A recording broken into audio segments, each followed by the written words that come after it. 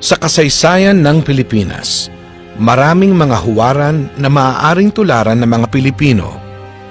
Mayroong mga lumaban, may mga namuno, at may mga namatay para sa bayan. Mayroon din namang mga nagbigay ng inspirasyon sa kapwa. Kabilang sa kanila, si Jesse Robredo. Ipinanganak si Jesse sa Naga noong ika-27 ng Mayo, 1958. Dahil sa pagsusumikap ng kanyang mga magulang, nakapagpundar sila ng ilang mga negosyo. Dahilan upang lumaki si Jesse sa maalwang pamumuhay. Sa kabila nito, nanatili siyang mapagpakumbaba at may patas na pagtingin sa kapwa. Pinaghusayan ni Jesse ang kanyang pag-aaral. Nang magtapos sa kolehiyo sa pamantasang De La Salle, Maynila noong 1980, dalawa ang nakamit niyang digring Bachelor ng Agham. Isa sa Inhenyeriyang Mekanikal at isa pa sa Inhenyeriyang Pangangasiwa Pang-Industriya. Noong 1985, nakamit niya ang kanyang masterado sa pangangasiwa ng negosyo mula sa Universidad ng Pilipinas, Diliman, Lungsod, Quezon. Mayroon din siyang masterado sa pangangasiwang pampubliko mula sa John F. Kennedy School of Government ng Harvard University sa Estados Unidos noong 1979. Nakatulong ang mga napag-aralan ni Jesse upang maging mahusay na administrador. Nagsimula siya bilang Materials Controller sa Carnation, Philippines. Matapos ang 3 buwan, lumipat siya sa San Miguel Corporation. Naging sunod-sunod ang kanyang promosyon doon. Matapos ang ilang buwan, ipinadala siya sa isang planta ng sorbetes sa San Fernando, La Union, kung saan inayos niya ang paraan ng pagbobodega at pagpoproseso ng mga papeles. Bagamat abala sa trabaho, lumahok din si Jesse sa mga protesta laban sa mga kalabisan ng diktadoryang Marcos. Dahil sa pag-asang idinulot ng People Power Revolution noong 1986, naganyak si Jesse na maglingkod sa pamahalaan. Itinalaga siya ni Pangulong Corazon Cojuangco Aquino bilang direktor ng Bicol River Basin Development Program. Pinangasiwaan ng tanggapan ang mga pagpapagawa ng infrastruktura sa ilang mga bayan sa Camarines Sur at Albay. Nang mahalal bilang alkalde ng Naga noong 1988, naging desidido si Jesse na baguhin ang pamahalaan sa lungsod ng Naga. Pinabilis niya ang mga proseso ng pamahalaang panglungsod upang agarang matugunan ang mga pangangailangan ng mga mamamayan. Ginawa niyang computerized ang sistema ng paniningil ng buwis. Tiniyak niyang kakayahan at hindi padrino ang magiging batayan sa pagpili sa mga ipapasok at ipopromote na empleyado sa pamahalaang panglungsod. Pinabuti rin ni Jesse ang pang-araw-araw na buhay ng mga taga-Naga. Nilabanan niya ang sugal at droga. Inilipat ang mga terminal ng bus at jeep malayo sa sentro upang maibsan ang trapiko. At hinikayat ang pamumuhunan sa negosyo sa Naga. Binigyan din niya ng matitirhan at dagdag pang tulong ang mga maralitang tagalunsod. Dahil sa mahusay na pakikisama ni Jesse, madali niyang nahikayat ang kanyang mga kababayan na tumalima sa mga pagbabagong kanyang ninais. Nakihalubilo siya sa mga karaniwang taga-Naga at hinayaan niya ang mga itong bumisita sa kanyang tanggapan. Kapag may sakuna, isa siya sa mga unang tumutulong.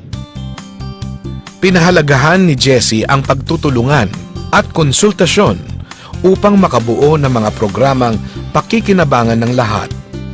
Nagtatag siya ng mga kapisanan upang tuwirang makipag-ugnayan sa mga karaniwang mamamayan. Itinatag din niya ang People's Council na nagpapayo sa pamahalaang panglungsod. Binubuo ito ng mga kinatawan mula sa iba't ibang sektor ng lipunan at ng mga non-governmental organizations. Nakipagkita rin si Jesse sa mga alkalde ng mga katabing bayan at binuo ang Metro Naga Development Council. Layunin nitong makipagtulungan upang umunlad ang kani-kanilang mga bayan. Dahil sa mga nakamit niya bilang alkalde, itinalaga si Jesse bilang kalihim ng kagawaran ng interior at pamahalaang lokal ni Pangulong Benigno S. Aquino III noong 9 ng Hulyo, taong 2010. Bilang kalihim, nagpatupad si Jesse ng full disclosure policy kung saan kailangan ilahad ng mga unit ng lokal na pamahalaan kung paano nila ginagastos ang kanilang pondo. Sa pagkakaloob ng Performance Challenge Fund, nahikayat ang mga alkalde at gobernador na pagbutihin pa ang pamamalakad sa kanilang mga nasasakupan.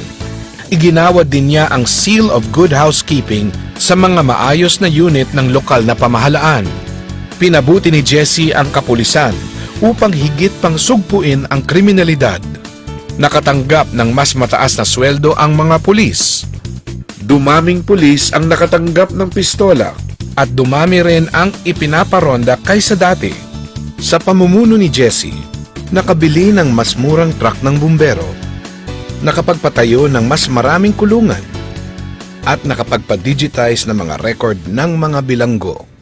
Sa gitna ng napakarami niyang tungkulin, naglaan pa rin si Jesse ng sapat na panahon para sa kanyang asawang si Lenny at ang kanilang 3 anak, sina Aika, Trisha at Jillian. Nung alkalde pa siya, sinikap ni Jesse na makauwi sa tanghalian at hapunan upang makasama silang kumain. Noong kalihim na siya ng DILG, sinikap din ni Jesse makasama ang pamilya sa pagtatapos ng linggo at kapag may mga holiday at espesyal na okasyon. Sa pagnanais na makasama ang pamilya sa mahabang weekend, umuwi si Jesse Panaga mula Cebu noong 18 ng Agosto, taong 2012. Sa kasamaang palad, bumagsak ang eroplanong kanyang sinasakyan sa dagat malapit sa Masbate.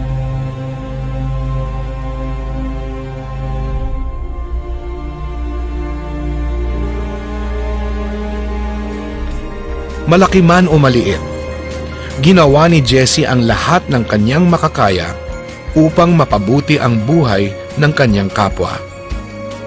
Ang mga aral na iniwan niya at ang mga pamantayan ng isang pagiging pinuno na kanyang itinakda at isinabuhay ay nananatili sa puso at isip hindi lamang sa mga taga-Naga, kundi ng maraming mga Pilipino. Marami po kaming umaasa na ang pagbabago sa bansang ito hindi lamang manggagaling sa mga taong may tungkulin at hinalal, kundi sa mga ordinaryong mamamayan.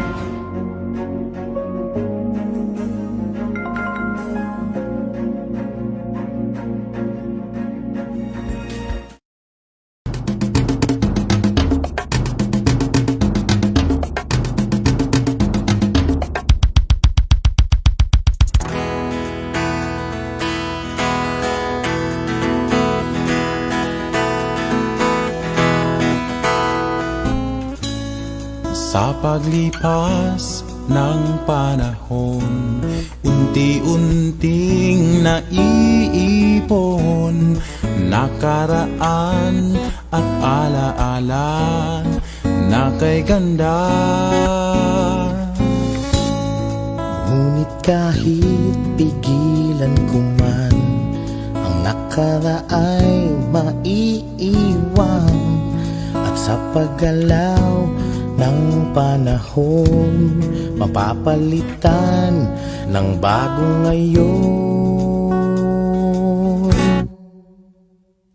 Tingnan mo ang Naga, ang laki ng pagbabago. Ating galaw sumasabay sa ikot ng mundo.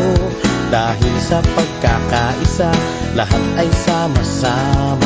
Pinaghirapang pangarap ngayon ay narito na. Ngunit sa puso ko mayroon di magbabago. Proud ako maging nagenyo.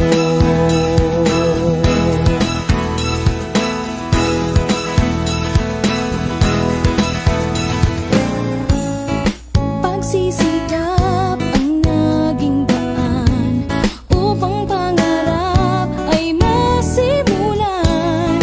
At ngayon nga ang aking tingnan, ibang-iba na ang aking bayan. Yeah! Tingnan mo ang naga, ang laki ng pagbabago. Ating galaw, sumasabay sa ikot ng mundo. Dahil sa pagkakaisa, lahat ay sama-sama. Pinaghirapang pangarap, ngayon ay narito na. Ngunit sa puso ko mayroon di magbabago. Proud ako maging nagenyo.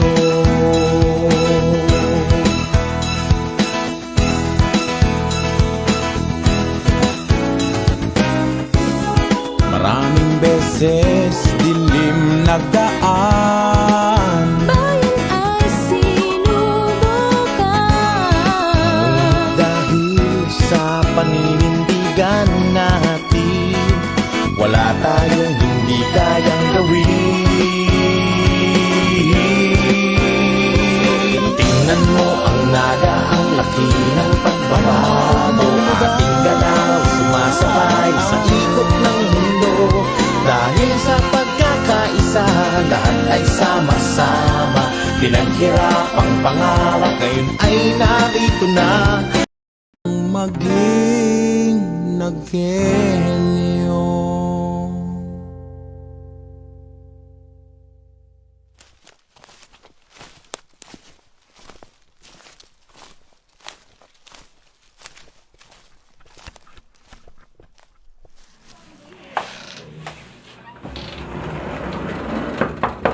I'm home.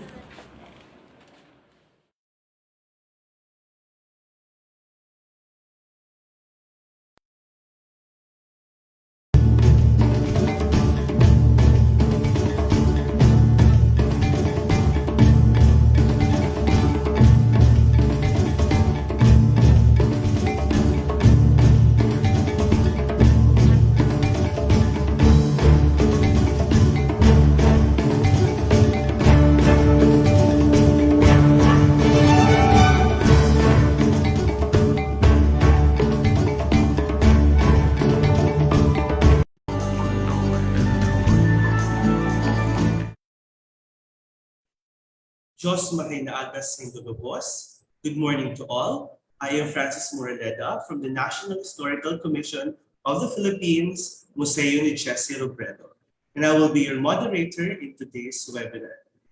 Today, we commemorate the 9th death anniversary of the former Secretary of the Interior and Local Government and the former Naga City Mayor Jesse Robredo.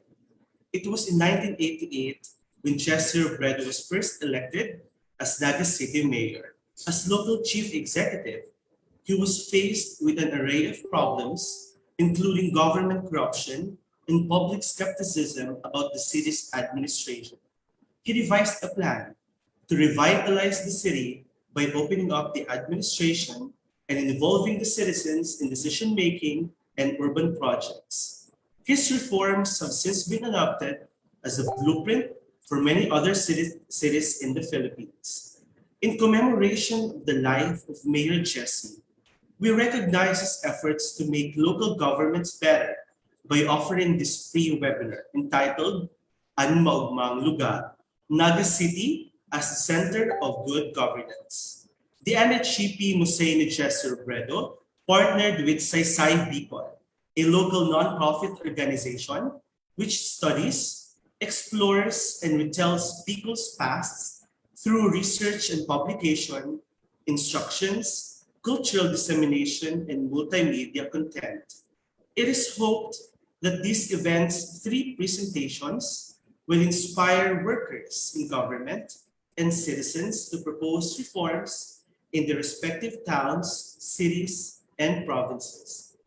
We are currently live at the Facebook pages of the following museums: We have the National Historical Commission of the Philippines. We have the Museo ni Jesse Robredo, the Museo ni Jose Rizal Dapitan, the Museo ng Kasaysayang Bicolano, the Museo ni Juan at Antonio Luna, the Museo ng Kasaysayang Pang-Ekonomiya ng Pilipinas, and the Saysay Bikol Facebook page.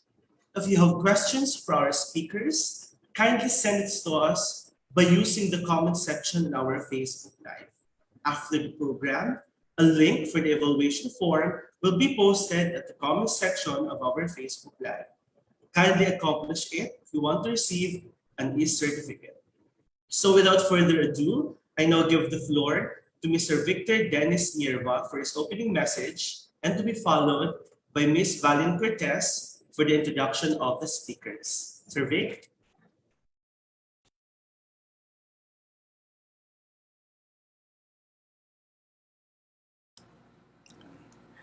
Mula sa lungsod ng Naga, pagbati sa inyong lahat ng Diyos Marhay na Aga. Magandang umaga, good morning. I fervently hope that everyone is safe and well in the confines of their own homes. Naga, the city which Jesse Robredo led for almost 2 decades, rests today to commemorate his early passing in 2012 that left us all utterly surprised and heartbroken. We lost a leader, a really good one. And this morning, the NHCP Museo ni Jesse Robredo, in cooperation with Saysay Bikol, brings you 3 lectures about very essential and timely topics. When we were ruminating on what to talk about on this special occasion, the first thing that came to mind was that it shouldn't be about Mayor Jess. It should rather be about the city of Naga. Mayor Jess would have preferred to talk about the city that himself. Thus, we went back to 3 practices and values related to governance in Naga when he was the city mayor. Sa panahong ito na kailangan natin ng katiyakan mula sa ating mga pinuno sa pambansa o lokal mang larangan, higit nating kailangang magbalik tanaw sa mga kinilala nating mga huwarang, mga halimbawa at mga ginintuang kasaysayan upang maituwid ang mga nangyayaring baluktot sa lipunan. Hinding-hindi naman tayo kapos sa mga bagay na ito. Kaya sa umagang ito, balikan natin ang 3 pagpapahalaga na nagpakilala sa lungsod ng Naga sa larangan ng pamamahala ni Jesse Robredo. Una, ang mahalagang salik ng kapayapaan. Ikalawa, ang mahalagang pakikilahok ng mga mamamayan. At ikatlo, ang kahusayan at katapatan sa pagpapatupad ng mga reforma. Ang mga bagay na ito ay mahahalagang salik na nagbigay daan sa lungsod ng Naga upang maging huwaran at tampok na lipunan. Ang iba dito ay nagbunga ng mga pambansang pulisiya na pinakikinabangan na ngayon ng bawat isa sa mamamayang Pilipino. Let us go back to these 3 Robredo period values and fervently hope that they are lived out today, not just in Naga but in every local government unit in the country.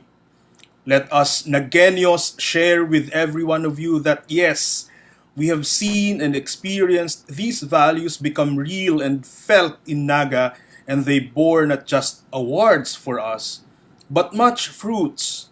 Fruits for the Nagueño way of life. Fruits that we continue to reap today.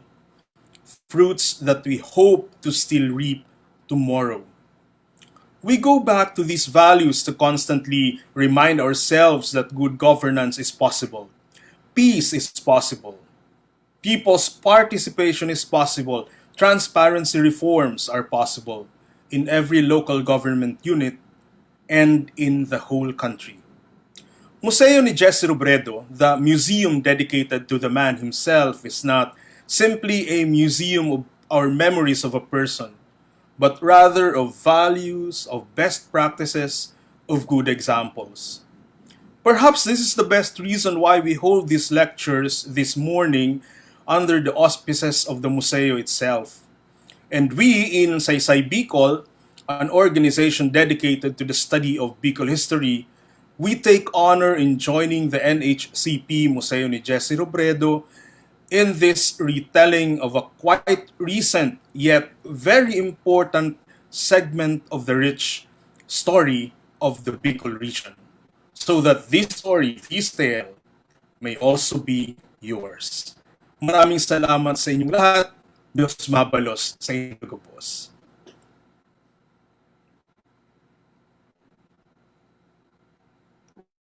In behalf of Saysay Bikol, it is truly an honor and privilege to be given the chance and task to introduce our distinguished resource speakers for today's webinar. So I will be introducing to you all at once the 3 resource speakers for today's webinar. For our first resource speaker in the lecture entitled Naga City as the Zone of Peace, Judge Soliman M. Santos Jr. is a judge of the Regional Trial Court of Naga City, Branch 61. He was awarded by Mayor Jesse Robredo in 2007 with a mayoral recognition for peace advocacy, for his dauntless and full-hearted advocacy for peace, people empowerment, advancement of human rights through an extensive work experience that spanned 2 decades with non-government and people's organizations in various fields of social concerns. In 2006 also, she was awarded by Mayor Jesse Robredo with a mayoral recognition for her exemplary leadership, dedication, and pro-people organizing skills and techniques that have significantly contributed to the empowerment of Naga City's urban poor. For our third resource speaker, the last resource speaker for today's webinar, entitled Transparency Reforms in Naga, we have Mr. David Bercasio, where he is a former program director of the Naga City People's Council on NCPC. He is a well-experienced humanitarian worker specializing in emergency preparedness and response with the United Nations International Organization for Migration, for which he has worked in various countries such as Jordan, Iraq, Syria, Turkey, South Sudan, Nigeria, aside from the Philippines. He has also worked with the civil society and the academia. Please join me in warmly welcoming our resource speakers, Judge Soliman Santos Jr., Ms. Salve Alemania, and Mr. David Bercasio, and enlightening us of the legacies left by late Jesse M. Robredo. Good morning, everyone.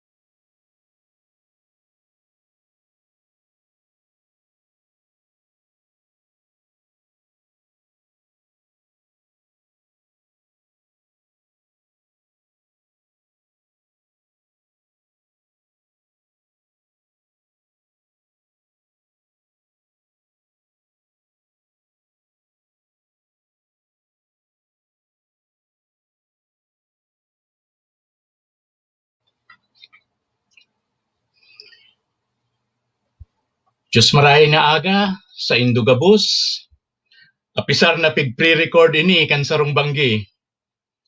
On the occasion of the 9th death anniversary of our longtime beloved Mayor Jesse M. Robredo, allow me to first pay tribute for his role in the establishment of his and our beloved city of Naga as a zone of peace. During the first few months of his first term as mayor from 1988 to 1992, I was a leader of the non-governmental coalition of peace advocates based in the city called the Hearts of Peace, shepherded by the late Nagenya Mami Jean Lurin.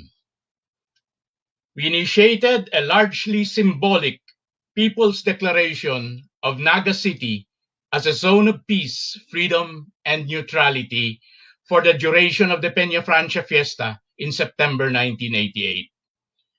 This peace zone was basically an assertion of the people's right to peace, particularly from the armed hostilities between the AFP and the NPA. Jess gave his moral and, quite importantly, political support for this community initiative, which support was indispensable for it to have a fighting chance against the odds of that time. The Naga Peace Zone at that time tended to generate resistance from the security sector, especially the military, which was already in total war mode as declared by then President Cory Aquino after the collapse of the GRP-NDF peace talks in 1987. And even from the local Catholic Church hierarchy. Both sectors were gripped by the scare that Reds were taking advantage of, if not behind, the Peace Zone initiative as meant to provide some kind of sanctuary to the NPA. Ironically, the CPP, NPA, NDF would later issue its national level policy against peace zones, which they viewed as counterinsurgency to divide their mass base.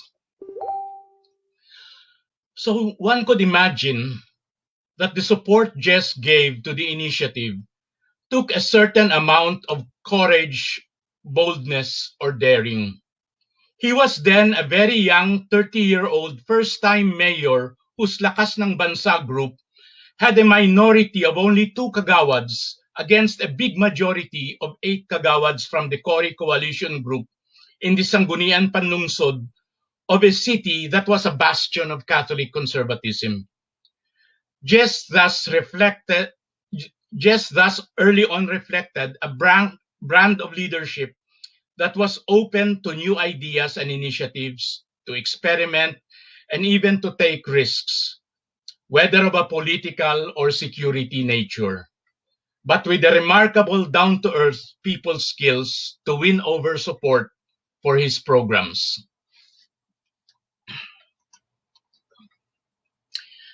The risks for Jess with his support for the Naga Peace Zone were underscored by the fact that it was the country's, if not the world's, first ever peace zone. Still an experimental concept. It may not have fully developed or been substantially sustained here, but it was an early example of Naga concepts that spread to and were replicated in many other places. This was most notably seen in the case of peace zones in central Mindanao, with a quite different context of armed conflict between the AFP and MILF, and more than a decade after the Naga Peace Zone became dormant. This dormancy is somewhat unfortunate, if not disappointing, because by also the first few months of the second term of Mayor Robredo, he had approved on November 3, 1992, Sangguniang Panlunsod Resolution number 92-169 to declare the city of Naga as a peace zone, and furthermore, to implore the regional commands of the AFP, NDF, and the RAM-SFP-YOU to meet with the city government of Naga for the following purposes.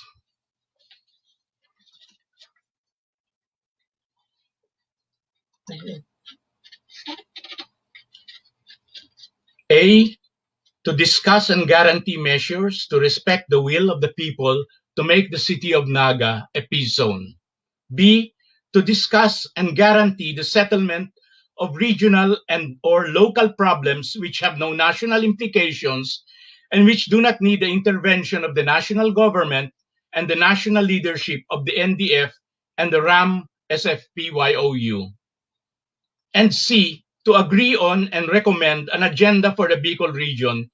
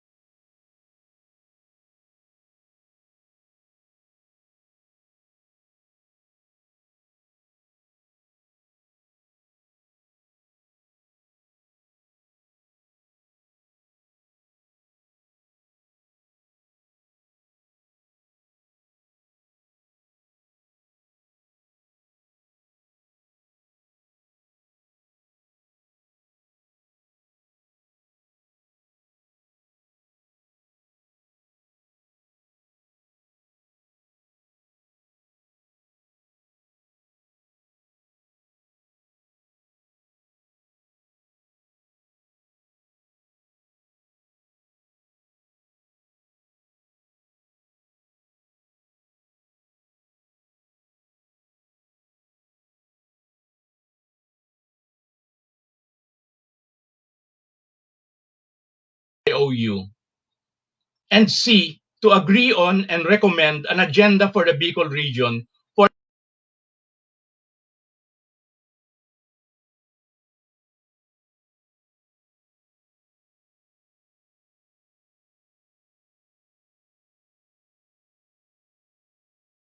inclusion and consideration of the peace talks at the national level should one be finally held. Almost 3 decades ago have passed, but not much has happened in terms of the further development of the Naga Peace Zone, even along the lines of SP Resolution 92-169. There has been no implored meeting of the city government of Naga with at least the regional commands of the AFP and the NPA, which are still in armed conflict with each other, if only to at least address humanitarian concerns arising from continuing armed hostilities.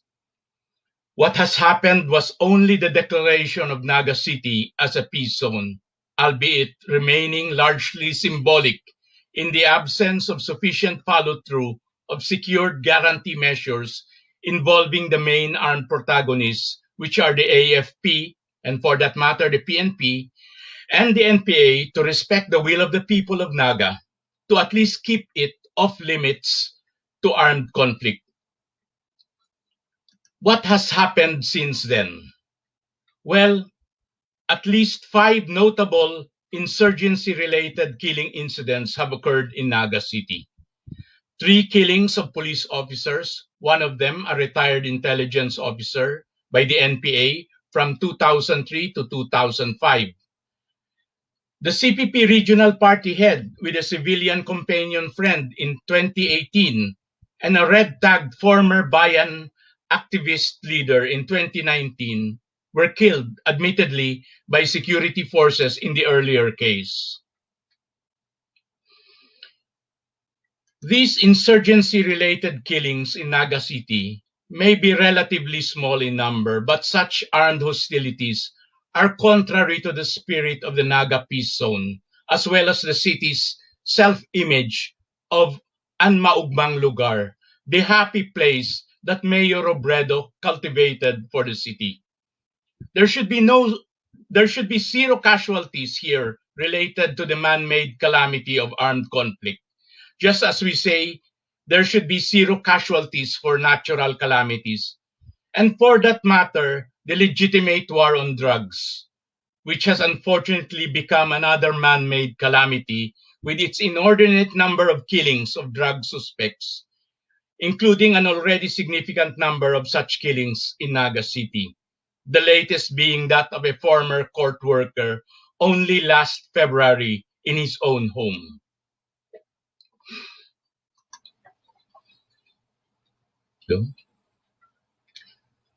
Sadly, the concerned leaders of and from Naga City at various levels of government and in various concerned sectors have hardly said anything to push back on all these killings, whether insurgency-related or drug war-related, that do violence to an Maogmang Lugar, with a few exceptions.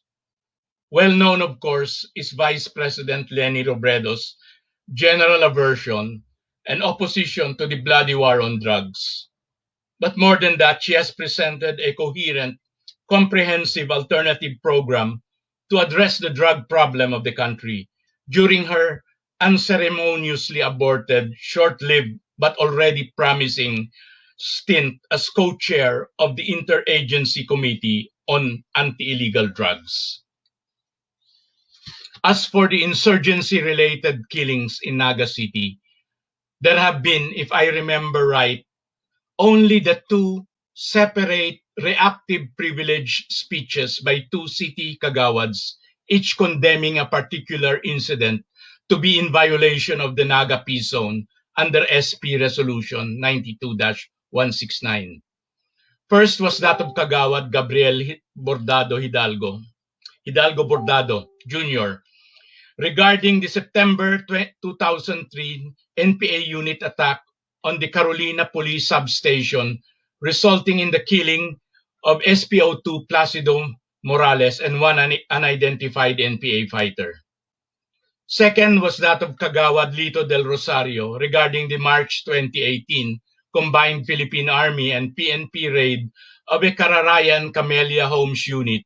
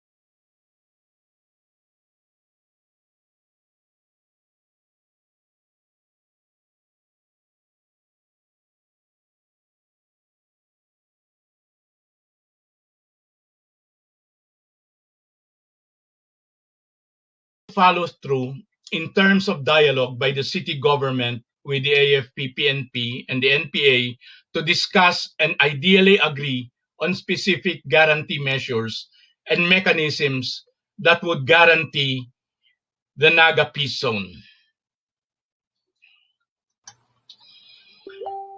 The effective revival or renewal of the Naga Peace Zone, one of the many good legacies of our beloved city, to our beloved city by the exemplary Mayor Robredo for the greater glory of Naga, can and should be part of the city's agenda by 2022 and beyond.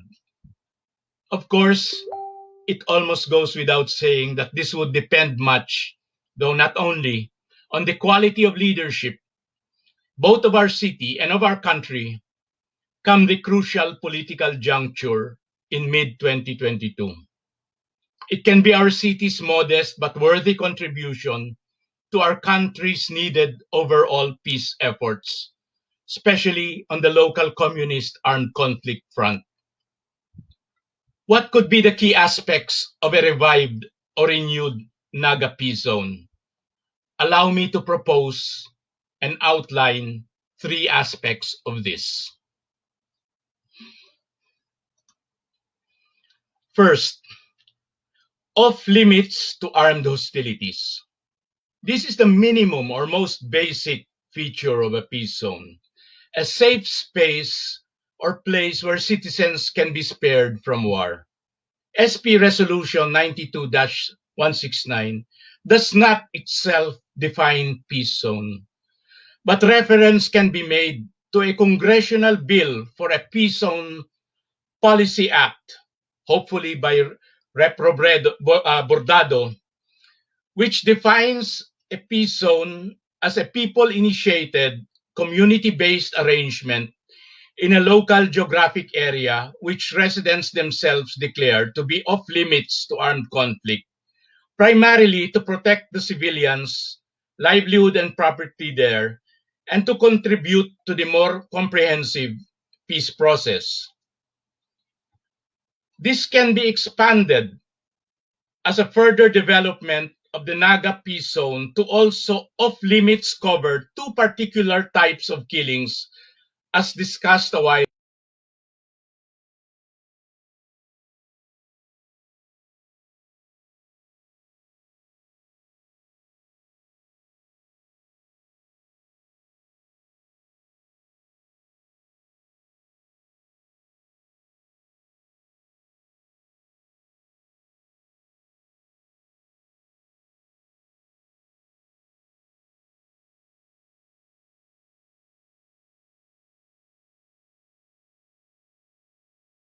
earlier. First, Killings of open and legal not them activists who are non-combatants and therefore not legitimate targets for lethal military, police, counterinsurgency operations. And second, drug war killings of suspects who really do not nanlaban or put up any armed resistance. These willful killings, which amount to murder, are actually unlawful or illegal, whether committed in Naga City or outside it. The point of making such killings off limits to the city is not to suggest that they be committed elsewhere, but rather it is to deliver a strong Naga message of prevention against such killings where it has jurisdiction. This is important for Nagas being true to itself as an Maogmang Lugar, even if only symbolically. Needless to say, symbols are important to one's identity and values, whether as a person, as a city, or as a nation. The Naga Peace Zone, as integral to an Maogmang Lugar, also ties in with its more recent 30 September 2019 launching as the sixth justice zone in the country under the auspices of the National Tripartite Justice Sector Coordinating Council involving the Supreme Court, DOJ, and DILG. Certainly, there should be no cardboard justice at street level for drug suspects in a justice zone where there are functioning courts of justice. Naga City is thus now unique for being both a justice zone and a peace zone, thereby highlighting two of the several supreme ideals of our people stated in the preamble of the Philippine Constitution. Acts of injustice or abuse are among the most commonly expressed root causes of internal armed conflict and social unrest. Indeed, there can be no peace without justice, especially social justice. Naga City is thus challenged by a unique opportunity to make its own contribution to the realization of both aspirations. Second, a venue for local peace engagements and dialogues. The Naga Peace Zone SP Resolution 92-169 implores the regional commands of the AFP and NDF to meet with the city government not only to discuss and guarantee measures to respect the will of the people to make the city of Naga a peace zone, but also to discuss and guarantee the settlement of regional and or local problems which have no national implications and which do not need the intervention of the national government and the national leadership of the NDF, and to agree on and recommend an agenda for the Bicol region for inclusion in and consideration of the peace talks in the national level should one be held. There is actually so much to bring to a good discussion of local, regional, and national problems. Ironically, these discussion meetings may be easier for the city government to arrange with the regional commands of the AFP and NDF during the current pandemic rather than before it, through the use now of the new normal Zoom meeting mode like we have now. Of course, with whatever necessary security safeguards. In any case, the locally autonomous city of Naga should be allowed to blaze its own path of local peace engagement with due regard to its own terms of reference, history, and track record of local governance innovation. It is thus noteworthy that the city's Public Safety Office Chief, Rene Gumba, who represented Mayor Nelson Legacion at the Joint Peace and Security Council meeting on 11 July 2019 in declaring the activation of the City Task Force for Ending the Local Communist Armed Conflict, said that Naga is known as a democratic city, a place where one is free to discuss, debate, or fight for one's principles, but not known as a place where people shed blood, and they hope to keep it that way. In the spirit of wild or even crazy ideas that the P-Zone once was, perhaps the city government of Naga, in a tie-up again with Vice President Robredo, and on the premise of sufficient vaccine supplies, can do still another NagaVax Express type of operation to provide single-dose Janssen vaccination shots to the NPA Camarines Sur commanders and fighters who want to have those shots rather than the usual gunshots. Again, with the necessary security safeguards for all concerned, such as if conducted with the assistance of the International Committee of the Red Cross. This would serve our one big common fight against COVID-19 on the principle that no one is safe until everyone is safe. This would also be an occasion for pilot confidence building for the larger peace process, such as through a time and area-bound local ceasefire by both sides, or at least a humanitarian corridor or buffer with similarly worked out terms. The indispensable and good faith cooperation of the AFP-PNP in this would actually make for an excellent conciliatory gesture that is bound to have peacemaking dividends. Third, serving as a positive example, giving moral support. Finally, by reviving or renewing the Naga Peace Zone, our beloved city can additionally or incidentally serve as a positive example or otherwise give moral support, which would possibly spur or encourage the similar revival or renewal of other forms of peace zones from the Cordilleras in northern Luzon down the country to southern Mindanao. Local communities like those in Sagada Mountain Province and elsewhere should be allowed and respected in their autonomous decisions to declare or maintain their localities as peace zones, which are at the minimum off limits to armed conflict and not necessarily off limits to soldiers and rebels, armed or unarmed. These peace zones would best not be co-opted for counterinsurgency, which would only defeat the purpose and even integrity of peace zones as autonomous local community initiatives to protect themselves from continuing armed hostilities of which they want no part in. On the other hand, the rebel side should do its part to honor, recognize, and respect peace zones autonomously declared by local communities and not automatically brand these peace initiatives as counterinsurgency measures to fragment the organizational and military unity of the revolutionary movement. Aside from keeping peace zones off limits to armed conflict, let them also be safe spaces for peaceful competition between the GRP and the NDF in the delivery of much needed basic services there.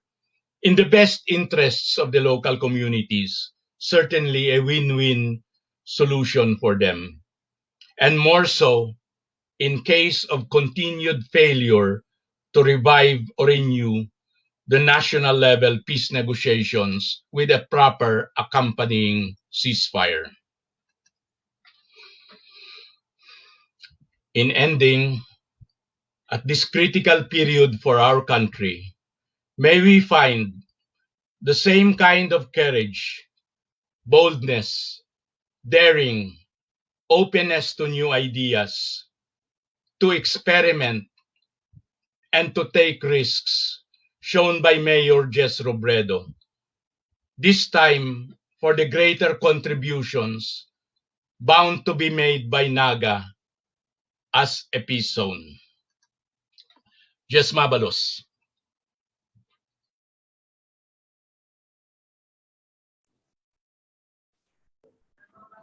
Thank you so much, Judge Sol. Just a reminder to our participants, we will be opening the discussion or the open forum later on after the discussion of our three speakers for this morning. So we now proceed to the second part of our program. We have the talk or the lecture of Ms. Salve Alemania, People's Participation in Local Government of Naga.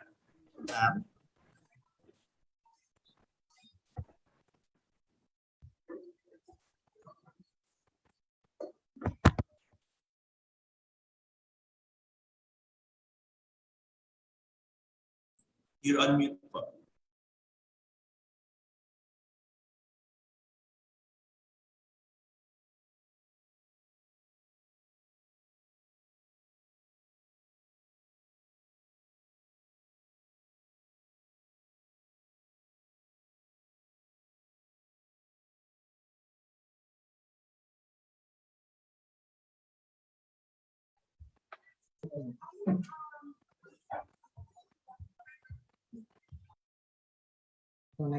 Okay, okay na po ba?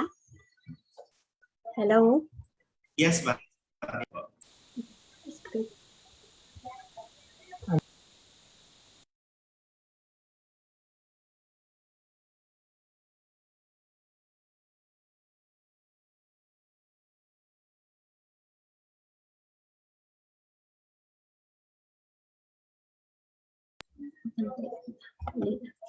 Paano pinali?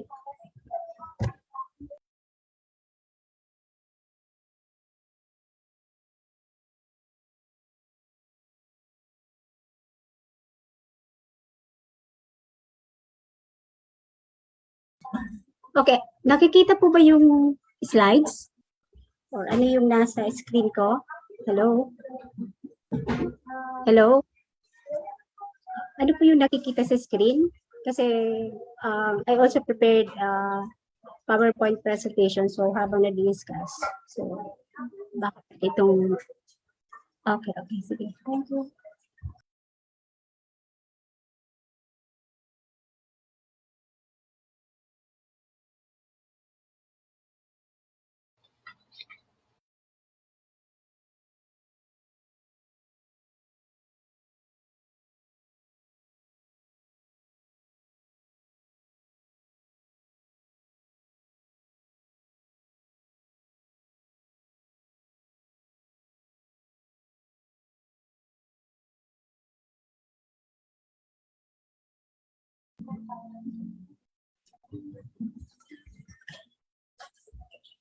So magandang umaga po sa ating lahat.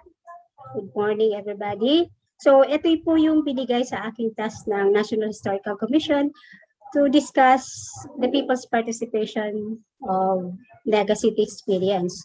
So babalikan natin ang history ng people's participation in local governance.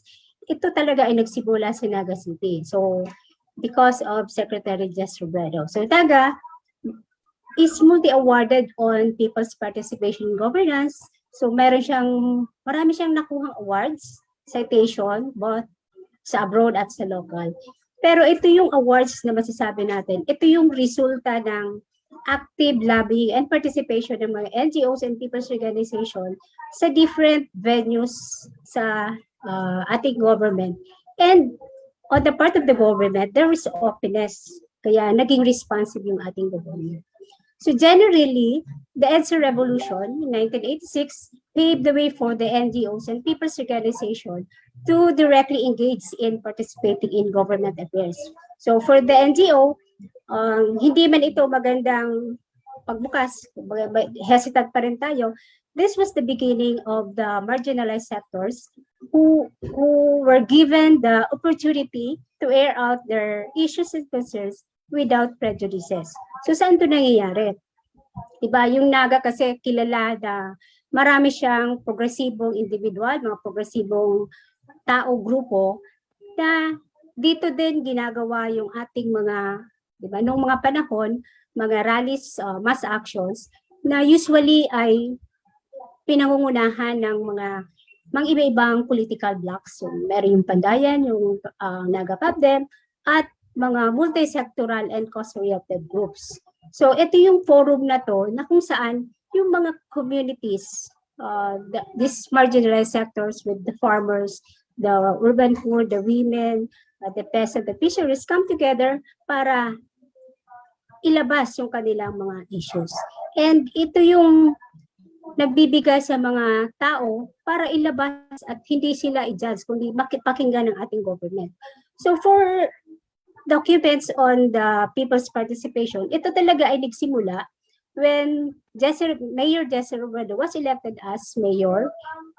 He was elected in 1988, pero parang mas naging bukas siya a year after his term as mayor of Naga City. So nung panahon na yon, one of the most active sector in Naga City, siyempre andyan din yung grupo ng mga kababaihan, ng mga transport sector, yung Naga City Urban Poor or yung Urban Poor sector. Masasabi natin na sila yung pinaka-aktibong sector kasi ito yung dumaan sa proseso ng pag-oorganisa na kailangan mong ipakita sa kanila na you have the power. So, kasi yung pag-oorganisa ng Hope Foundation na issue-based organizing, tinuturuan yung mga tao na i-identify, i-analyze, i-prioritize yung mga issues para ito ay kilusan. So, sa umpisa, kailangan mong iparamdam or mismong mag-experience na sila ay may kakayahan. So, Urban Poor started with small issues. So, meron yung issue on the absence of potable water. So, ano yan sa Mabolo? Nag-experience nila. Yung absence ng mga basic services, yung walang maayos na tulay kasi during those years, ang Naga City ay marami pa din ang swampy areas. So this was the sector na masasabi natin, dumaan talaga siya sa isang pagsubok na unfriendly yung government. Kaya na-involve siya sa mga mass actions, yung forum, dialogue with the different sectors na nabuo yung People's Council for the Promotion of Rights and Welfare. So itong PCPRW, ito yung grupo ng multi-sectoral or cost-oriented groups, kasama yung mga student councils ng school sa Naga City, and then yung Naga Pebden, yung Baya, yung farmers, fisher folks, yung transport sector, yung consumer, yung urban poor, at mga pro-urban poor lawyers na nagkita-kita para ipresenta o mag-take action on the local and national issues. So ang kadalasang national issues noon ay oil price increase. Meron ding mga issues sa, di ba, hindi maayos na services ng ating electricity sa local level. So ito yung multi-sectoral groups, ang mga sector mismo ang nagpipresenta ng kanilang issues na ito yung naging oportunidad para umangat ang kanilang kaalaman. So this contributed in raising the awareness of the different sectors on various issues concerning the sector in general dun sa ating bilang Pilipino. So ito yung sinis na opportunity din ng urban poor sector na sumama sa multi-sectoral groups para i-advance yung kanyang mga issues. So isa dito yung pagkakaroon ng security of land tenure and basic social services. So nung pumunta si President Cory Aquino, it was the time na pinagpresenta ng sektor yung kanilang agenda, and eto din yung naging response ng mayor ng Naga City na gumawa siya ng executive order para mag-create ng Urban Poor Affairs Office. So, eto yung office that will address or act on the issues na urban poor sector ang apektado. So, ito ngayon, dati ano lang siya, part of the office of the mayor, pero ngayon, isa na talaga siyang departamento na tumutugon sa issue ng urban poor o kawala ng lupa, bahay at lupa. So ito yung first step na ginawa ng Naga na siya lang talaga ang gumawa. And later on, syempre may marami din mga local government units ang nakaalam at ginaya na rin ito. So it was replicated to other cities.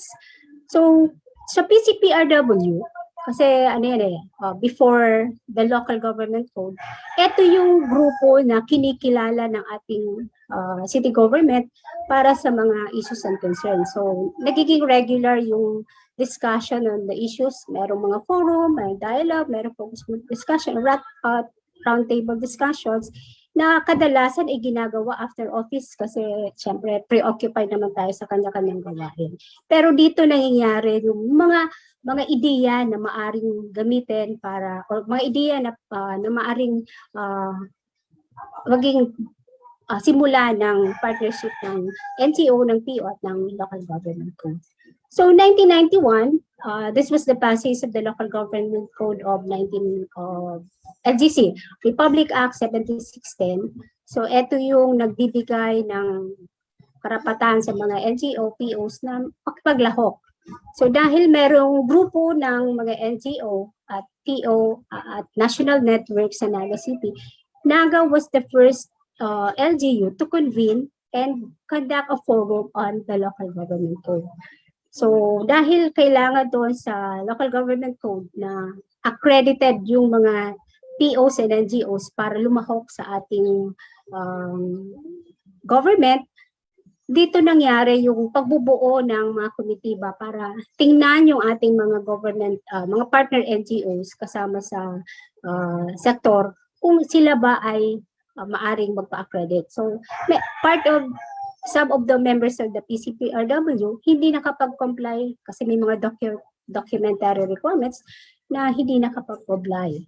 So in 1993, dahil nasa process siya ng accreditation, merong 74 accredited organizations na nagbuo ng loose coalition ng mga NGOs, POs, na ang kagustuhan niya ay ma-establish etong critical partnership with the state government. So it's the NGO-PO Ad Hoc Council or Coordinating Council shall serve as a venue or forum for the resolution of issues affecting the basic sector. At ito din yung grupo na iaangat yung people's participation. So yung objective niya, siyempre yung NGO-PO Council na binuo, ito dapat yung magiging regular consultative body ng Sangguniang Panlungsod. Ito yung gusto ng council na makapag-come up ng comprehensive development plan based on the sectoral agenda. So sectors talaga ang bubuo ng kanyang mga plano. Makapag-participate yung buong proseso ng development yung ating mga sektor at ma-share yung resources. Siyempre, alam natin kapag NGO People's Organization, hindi masyadong nabibigyan ng resources but the government has it. So, ito yung pagkakataon na mabigyan din ng resources yung ating mga People's Organization. And eventually, to become a representatives to the local government, to the local special bodies ng ating government.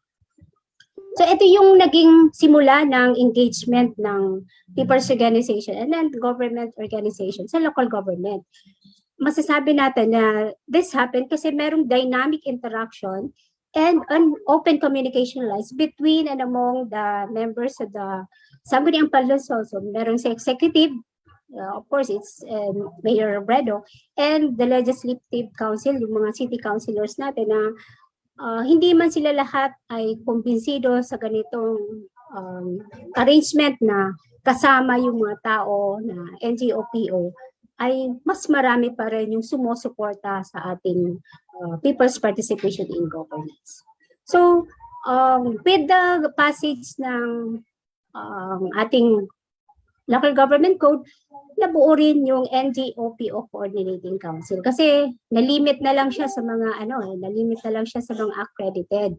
So ito na yung mga madalas na nag-uusap-usap at dahil merong ginawang pag-uusap, madalas na pag-uusap yung ating mga local government units, merong mga department heads and yung mga writers ng city government, Mayor Robredo, department heads, and city council. Merong dalawang national laws na na-localize. Ibig sabihin, it was Naga City na mas dinitalye niya ang national laws na to na acceptable and implementable sa ating city government. So yung RA 7160, ito yung Local Government Code of 1991, meron tayong Republic Act 7279 na Urban Development and Housing Act, both na national laws, pero ginawa ito ng local version ng City of Naga through the efforts, of course, of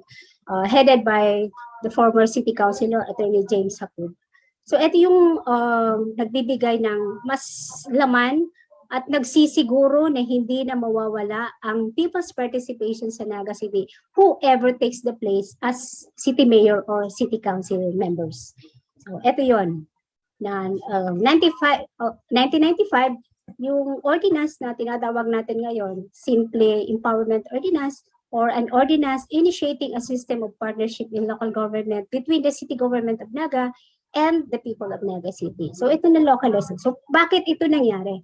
So, syempre, ito yung advocacy ng mga NGO and people's organization na i-influence natin yung ating mga legislators to adopt policy.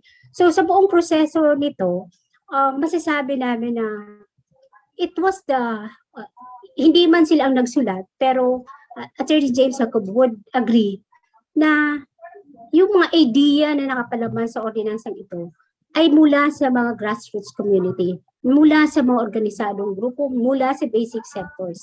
So, hindi lang ito brains ng Naga City, city officials or Mayor Robredo.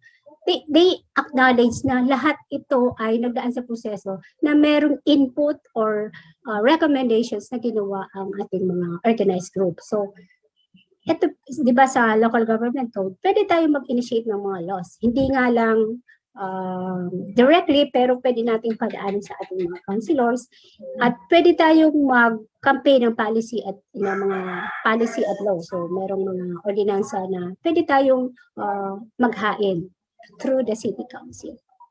So, ito yung dalawang national laws na diniscuss ko kanina, yung Local Government Code of 1991 na ang trust niya ay devolution, decentralization, and autonomy. Lahat, itong dalawang ordinance na to ay effective people's participation in the development process. So, mula sa planning, implementation, monitoring, and evaluation process, kasama yung ating mga base group, yung ating NGO and people's organization. So, dalawa to na ordinansa. Kung ito yung 90 Empowerment Ordinance, nagbuo ng Naga City People's Council. Yung kaantabay sa Kauswagan Ordinance ay nagbuo ng Urban Development and Housing Board. So ito yung kaantabay sa Kauswagan Ordinance which was passed in 1998. Ito yung ordinansa na nagbibigay security sa mga urban poor. Kasi that was, 1998 was the last year of Secretary Robredo as mayor. So, ang pangamba ng mga tao, baka pag hindi na si Mayor Robredo ang mayor, hindi na tayo mabigyan ng participation, hindi na tayo kilalanin, hindi na tayo mabigyan pa ng opportunity na makapag-participate o makagahain man lang ng ating mga saloobin. So, ito yung ordinansa na nagbigay ng security sa sektor ng urban poor. Kasi ito yung policy making body ng city government.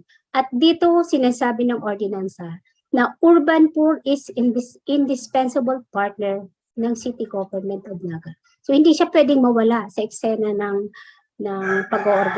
sa eksena ng pamamahala sa usapin ng urban poor.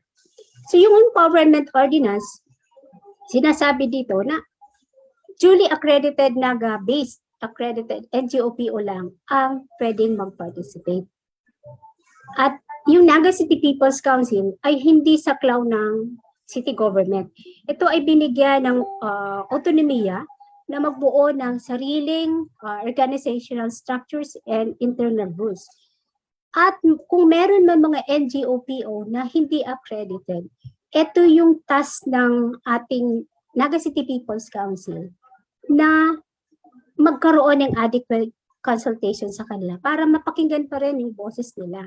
So obtaining the views, the questions of all political parties, hindi sila pwedeng maging member, pero kailangan marinig yung kanilang mga saloobin. Kailangan mapakinggan yung kanilang mga views. So through the ordinance na City na 95-92, the accredited NGO-POs petitioned to the Sangguniang Palusod to be recognized as city's partner, and the Sangguniang Palusod convened all the accredited NGO-POs for the formation of the Naga City People's Council.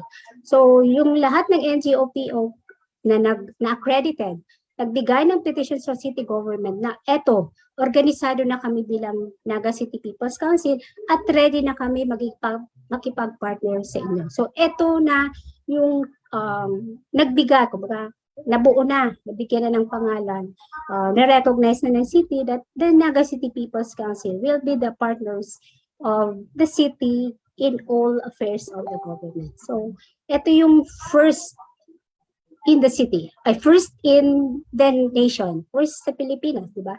Ito yung nagbigay ng mas malawak na participation. Ito yung nagbigay ng partisipasyon sa mga ordinaryong member ng sektor na makapaglahok sa Sangguniang Palusod. Hindi man sila pinagbotohan, pero they can participate in the deliberations.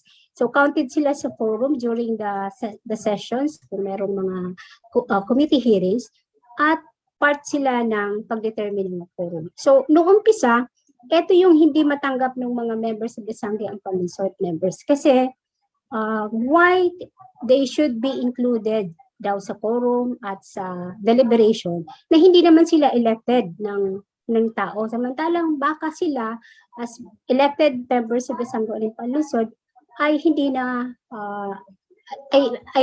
makapag-participate. So may ganong hesitancy on the part of the members of the Sangguniang Palusod. Pero ano din to, tuloy-tuloy na rin na natanggap ng government kasi ano nga siya, nasa ordinansa na part na ng Sangguniang Palusod working committees ay galing sa sector or galing sa NGO, PO, and sectors ng ating city. Ito yung binigay na powers and responsibilities sa Naga City People's Council. So, sa participation sa conception, implementation, and evaluation of government activities. So, etong sabi to may observe and vote and participate. Hindi na ito ginagawang may observe, kundi talagang we observe, we vote, and participate sa deliberation, sa conceptualization, sa implementation ng mga programs and activities ng city government. And yung embodied din sa local government code na pwede tayo magpasa ng legislations or proposed ordinances. Siyempre, ipapadaan sa ating mga members of the Sanggunian. And to exercise the constitutional rights to information on matters of affecting public concern and access to official records and documents. So paano ba talaga siya naisasabuhay yung empowerment ordinance? So local government code sinasabi na at least minimum of 25%. So sa members ng NGO-PO Council, Naga City People's Council, part siya ng City Development Council and local special bodies, pleb, Visitors Committee, School Board. Ang kakaiba lang, dun sa Housing Board na binuo ng ordinansa, equal ang numbers. So hindi na siya 50, hindi siya 75-25. Sa Housing Board, 10 members from the city and 10 members also from the urban NGO-PO. So meron din mga standing committees na at least 25% o isang representative ang kasama na galing sa Naga City People's Council. So isa ding magandang nangyari kasi sa ordinansa sinasabi na 300,000 lang yung ibibigay na pondo for Naga City People's Council. Pero with Mayor Robredo, ginawa to more than 1 million para mas ayusin yung mga sektor. So nakapalaman doon na kailangang mag-organisa, palakasin ang mga basic sector para paghandaan yung pakikipaglahok nito sa local government. Okay. So sa ngayon, Merong 87 members yung Naga City People's Council. So, ito yung kasama din yung mga sektor ng urban poor, youth, children, business, labor, senior citizen, women, and meron 14 sectors na ito yung nagiging highest policy making body of the council. So ano yung outcome ng mahabang proseso nito na ginagawa ng Naga City People's Council as partner of the city. So merong strengthened partnership. So partnership at the city level at meron ding local level yung Barangay People's Council. So dahil magandang organisado ka, lahat ng mga sektor ay nag-organize lang. Sa usapin ng urban poor sector, may mga site upgrading na ginagawa na ang pondo ay hindi na lang galing sa city government, bagkus galing sa ibang institution na dahil parang dahil sa good governance ay nagbibigay ng pondo sa city government.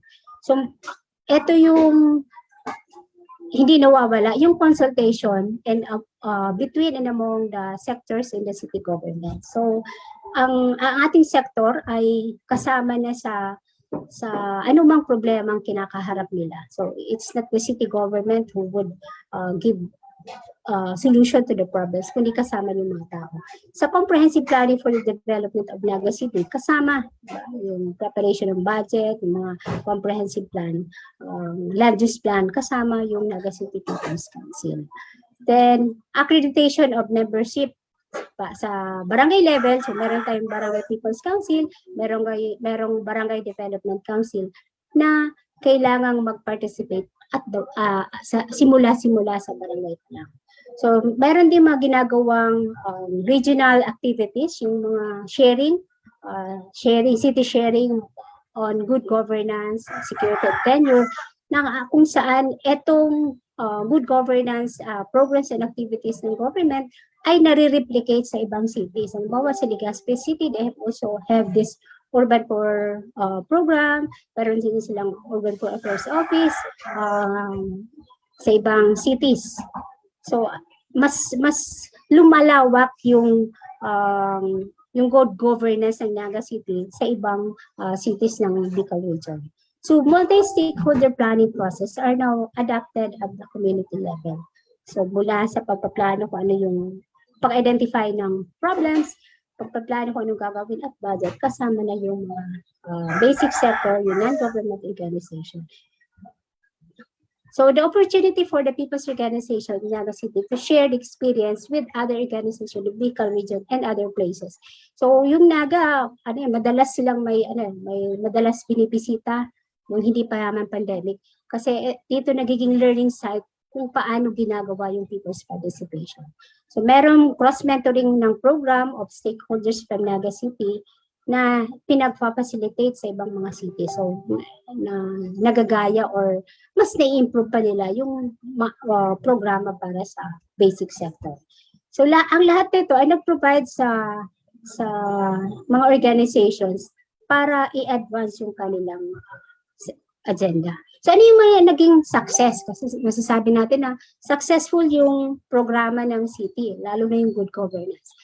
Una, meron tayong mga supportive officials. Diba? Maraming mga officials na hindi na no sa people's participation. Tanggap na nila na kasama yung mga tao sa government affairs.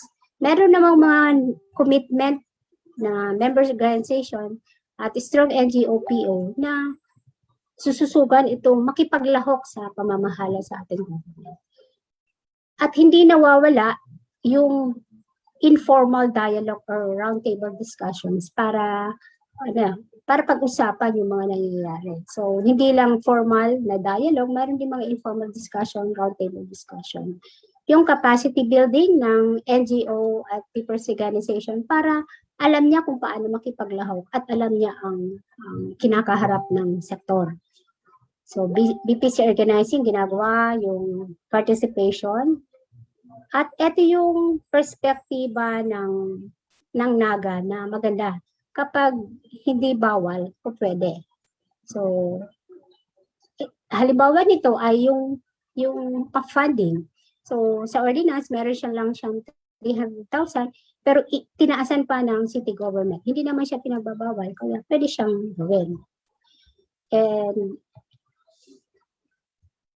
ano yung mga factors para ma-sustain or parang hindi na tayo dapat bumalik pa sa wala kasi meron na. So, merong mga tripartite mechanism, meron tayong mga organized people's organization at the barangay level. So, merong mga sectoral, merong mga school board, at merong mga boards and special committees na nagbibigay ng people's participation sa halimbawa, sa urban po, merong housing board. Sa children, merong Naga City Council for the Promotion of Children, Naga City Investment Board, Naga City Council for Youth Affairs, City Agriculture Official Council, the Naga City Council for Women. Ito yung mga council, special council, na merong nilalagay na NGO-PO para magbigay ng kanilang issues and concerns. So, ano yung mga tingin nila na kailangan pagtugunan ng ating government. So yung empowerment ordinance na nagbibigay recognition sa nagkilala sa Naga City People's Council. Andyan na to eh.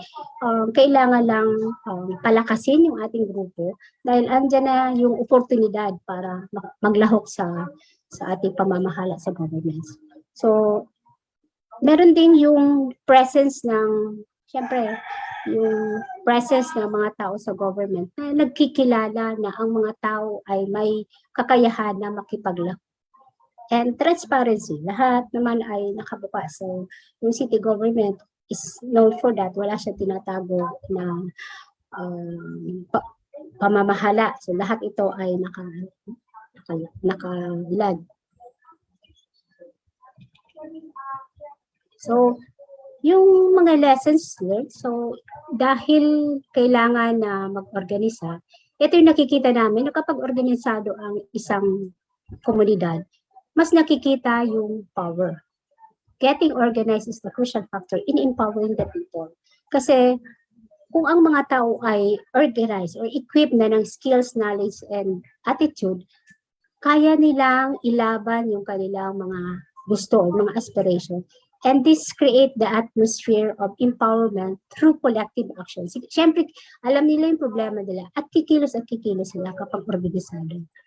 The responsibility of the good and effective governance, so hindi lang sa government, pero nandoon din yung obligasyon ng mga tao na lumahok sa ating pamamahala. So, hindi ko good governance ay sa government lang umaasa kung paano niya patatakbuhin, pagkos kailangan makialam at makilahok yung ating mga people's organization. Then, the visibility of people's organization and their support groups either in lobbying or in the negotiation with the city hall is a great value in establishing a dynamic relationship between the people's organization and the government. So, diba? Ito yung sabing power is number is power. Magpakita tayo ng pwersa. So kung naglalabi tayo sa city government, kailangan ipakita na ito yung taong magbebenepisyo, ito yung mga taong apektado. Kaya gawin niyo tong mga mga sinasuggest na programs or activities or laws para ma-resolve yung issue ng sector. The people's organization in entering engagement must have a more experience in the use of power. Sabi nga, yung power, hindi dapat, equal ka dapat eh. Pero kapag hindi alam ng mga tao kung paano gamitin yung power, it could face the danger of co-optation and manipulation. So, yung parang binigyan lang siya ng konting pagbukas, pero madadala na siya doon sa kagustuhan ng hindi kaaya-ayang programa or pagkilos. The foundation of effective partnership is still the militancy, critical consciousness, and analytical empowered people's organization, journeying with the support groups in continuous engagement with the local and national government agencies. So, ano yung mga challenges na kinaharap ng Naga City People's Council? So, yung transfer of technology and capacity building. So, di ba? Yung representative ng Naga City People's Council in the different local special bodies ay mula sa sektor. So, dahil mula sa sektor, minsan nagbabago-bago yung mga liderato nito. So kapag naiba naman yung liderato, magbabago ka na naman hindi magbabago. Magti-train ka na naman sa kanya para maging ready siya to be a representative in the special bodies. Being on top, so Naga City, awarded na. Paano ba i-maintain yung pagiging model niya, the best, at paano isi-sustain yung participation with substance and not just compliance, di ba? So parang ang pakikilahok sa pamahalaan ay ginagawa para i-advance yung sector at hindi lang compliance dahil nandyan siya sa local government code, nandyan siya sa ordinansa, pupunta lang yun sa session for the quorum, for the attendance. Dapat ay participation talaga, strong na pakikipaglahok sa ating government. Financial sustainability. So mula noon, creation ng Naga City People's Council, hanggang ngayon ay funded ng city government yung Naga City People's Council. So ito yung usapin, paano ba ito magiging independent na hindi na magre-rely sa government funds on its operations.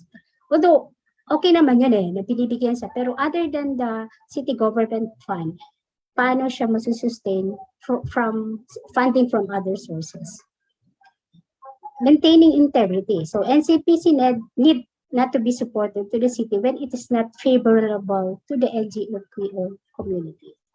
Dapat hiwalay siya, partner siya, pero hindi ka dapat, hindi mo mako-compromise yung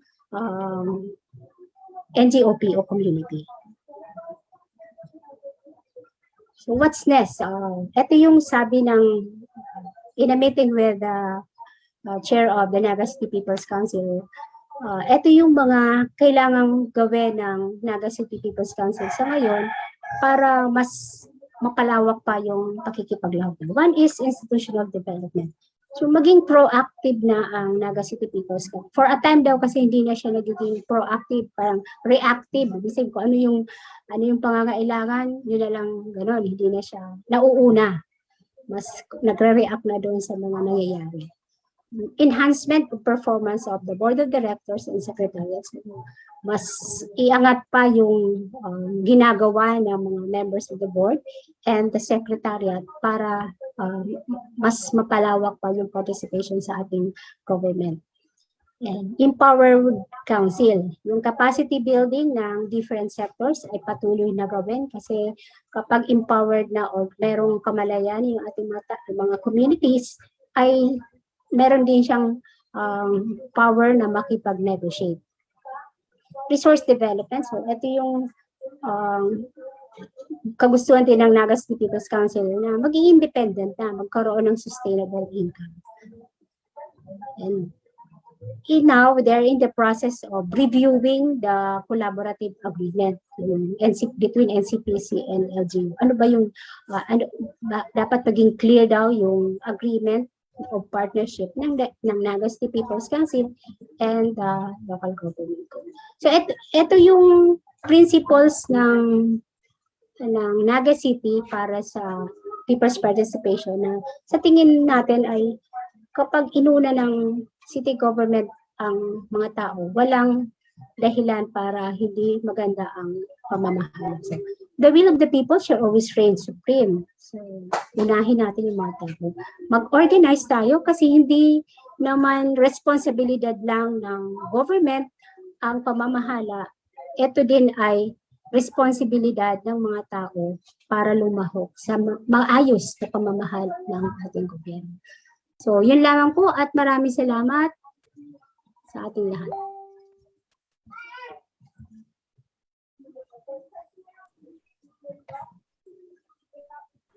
Thank you so much, Ma'am Salve. Again, I'd like to remind our participants, if you have questions, kindly jot it in the comment section of our Facebook page, and we will throw the question later on during the open forum. Now we proceed to the last part, to the third lecture for this morning's event. We have Mr. David Bercasio. The topic is transparency reforms in Naga City. Sir?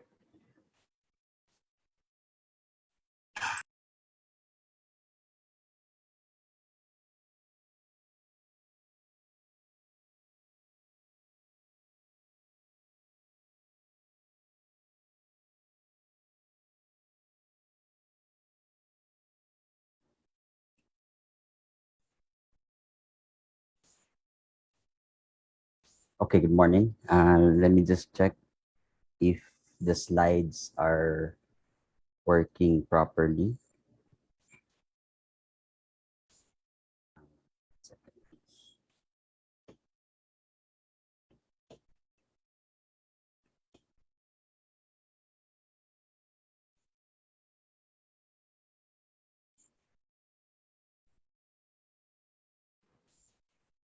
And okay na po, sir.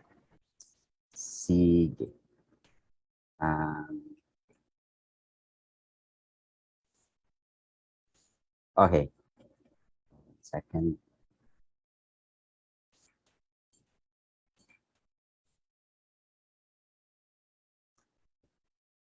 Okay, good morning. Just maray na aldaw.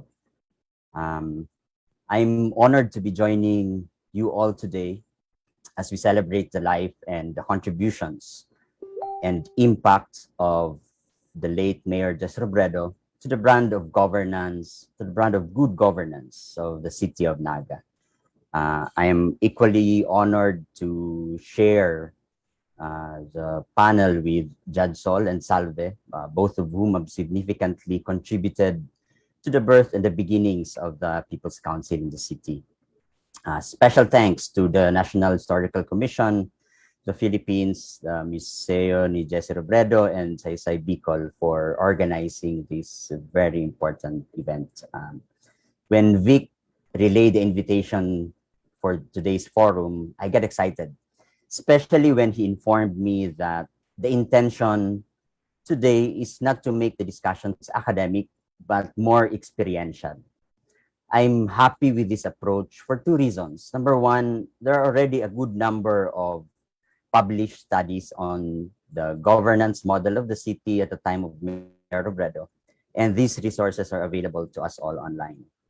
Second, I feel that at times when we look at the totality or consider the totality of the governance innovations in Naga, it can appear complex, daunting, or seemingly difficult to replicate.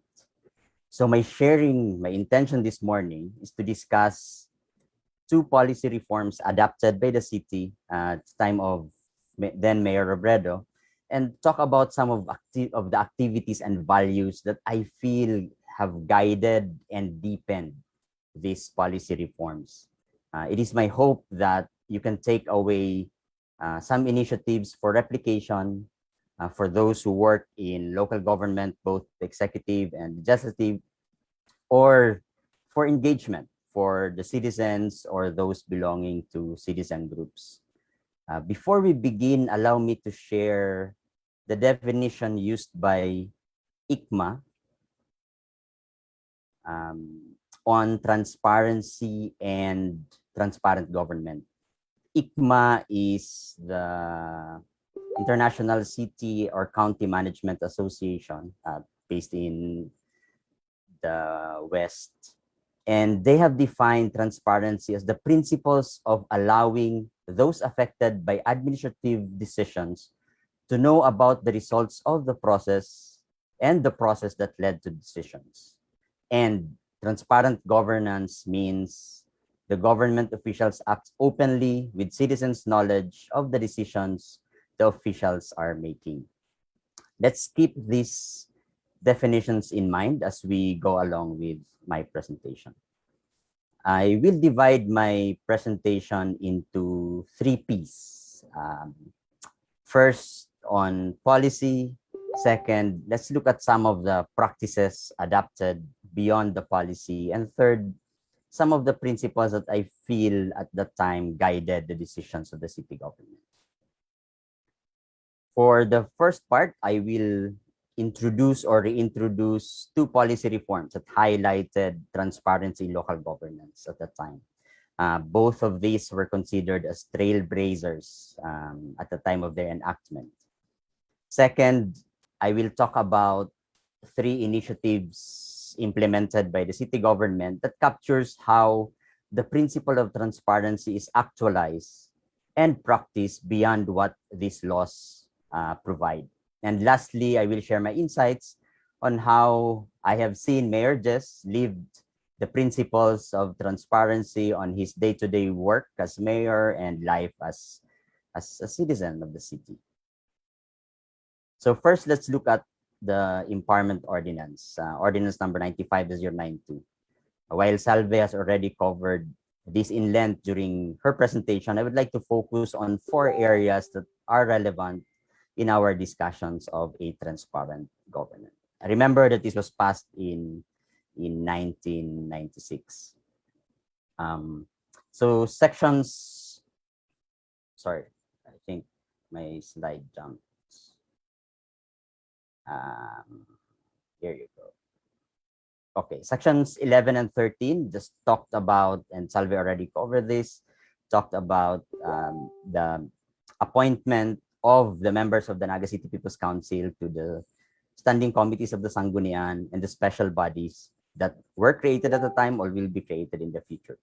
For me, these are very important provisions that underscored how the city government looked at information openness, transparency, and participation.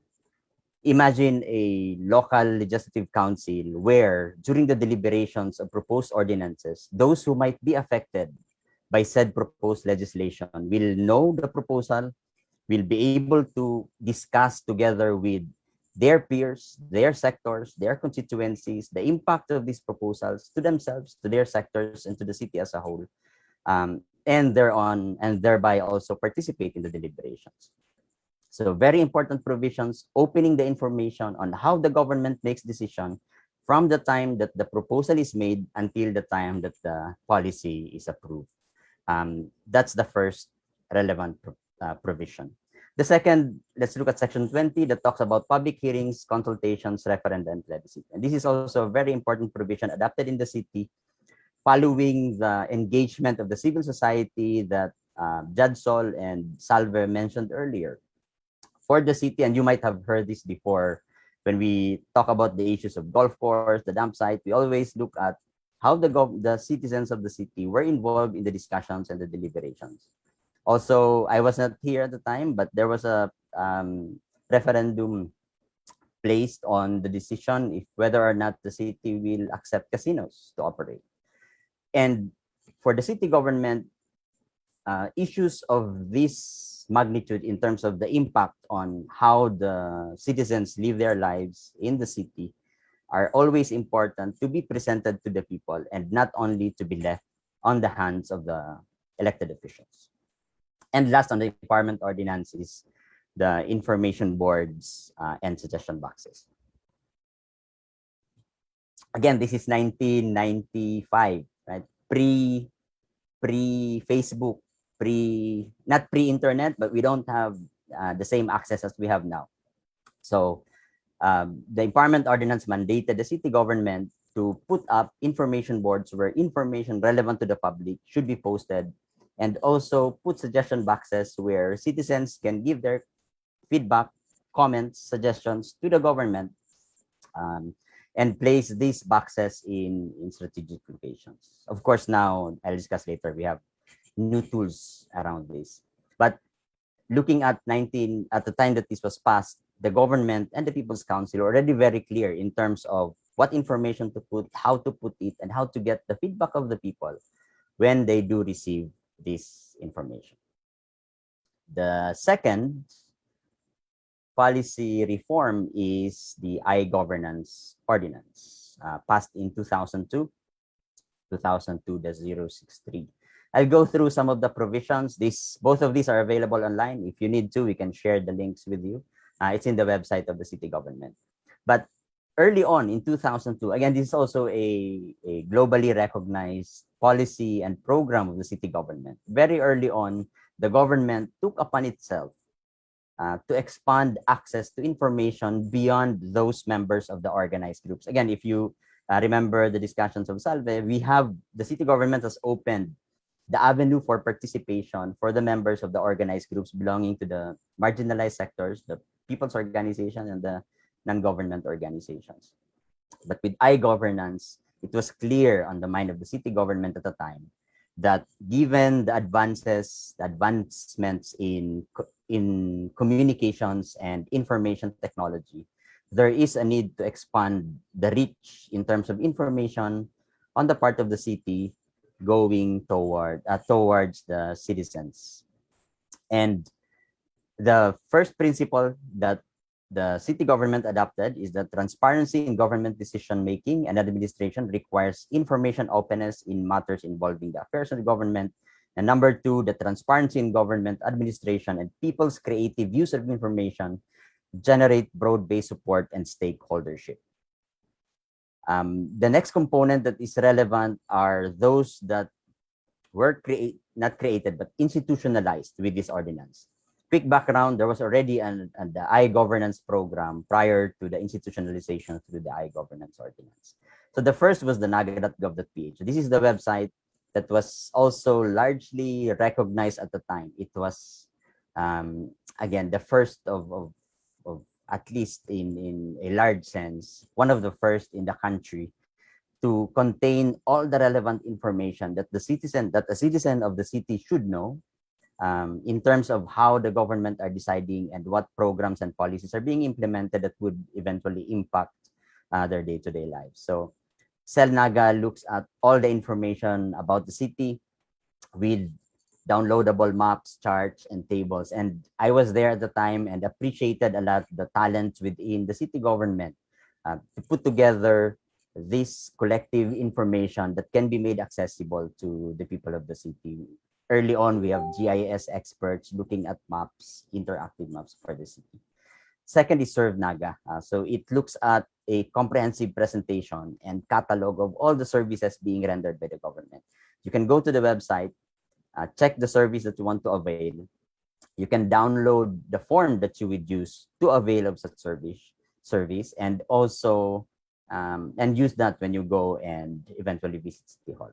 So again, imagine this is something that we take for granted now. We can do it easily in almost all of our transactions, both private and public. But at that time, this is really revolutionary. The third is Share Naga, looking at all of the information about the transactions and operations of the city government, publishing the finances, budget, expenditure, bidding, results, ordinances and resolutions, and the directory of city officials. So this is another important step in ensuring that the citizens are informed on how the government is run and managed. And I'll shout out to Councilor Miles Rakid Arroyo because she actually authored another ordinance in 2017, if I'm not mistaken, called the People's Budget Ordinance. In that ordinance, it's not enough anymore for the city to publish the approved annual budget, but together with the Naga City People's Council, they would be asking the department heads of the city government to submit the proposal, the budget, the planned activities, and the proposed budget before they are submitted to the Sangguniang Peninsula. So now the people would have more advanced information and would have the opportunity to comment on the budget before it's actually published. There's also an initiative that we're working on together with some students to look at perhaps expanding a little bit more the information, because now we can access the approved ordinance, but maybe we can look at accessing the proposed ordinances before they get approved. So we'll keep you posted if things progress as planned. And then the last is Star Naga, which this is what we call the feel good part of the website, acknowledging the awards and the accomplishments of the city. And for Mayor Jess at the time, this is important, not because only of the award, but it helps shape how we as citizens look at our city, the pride and the potentials that our city has.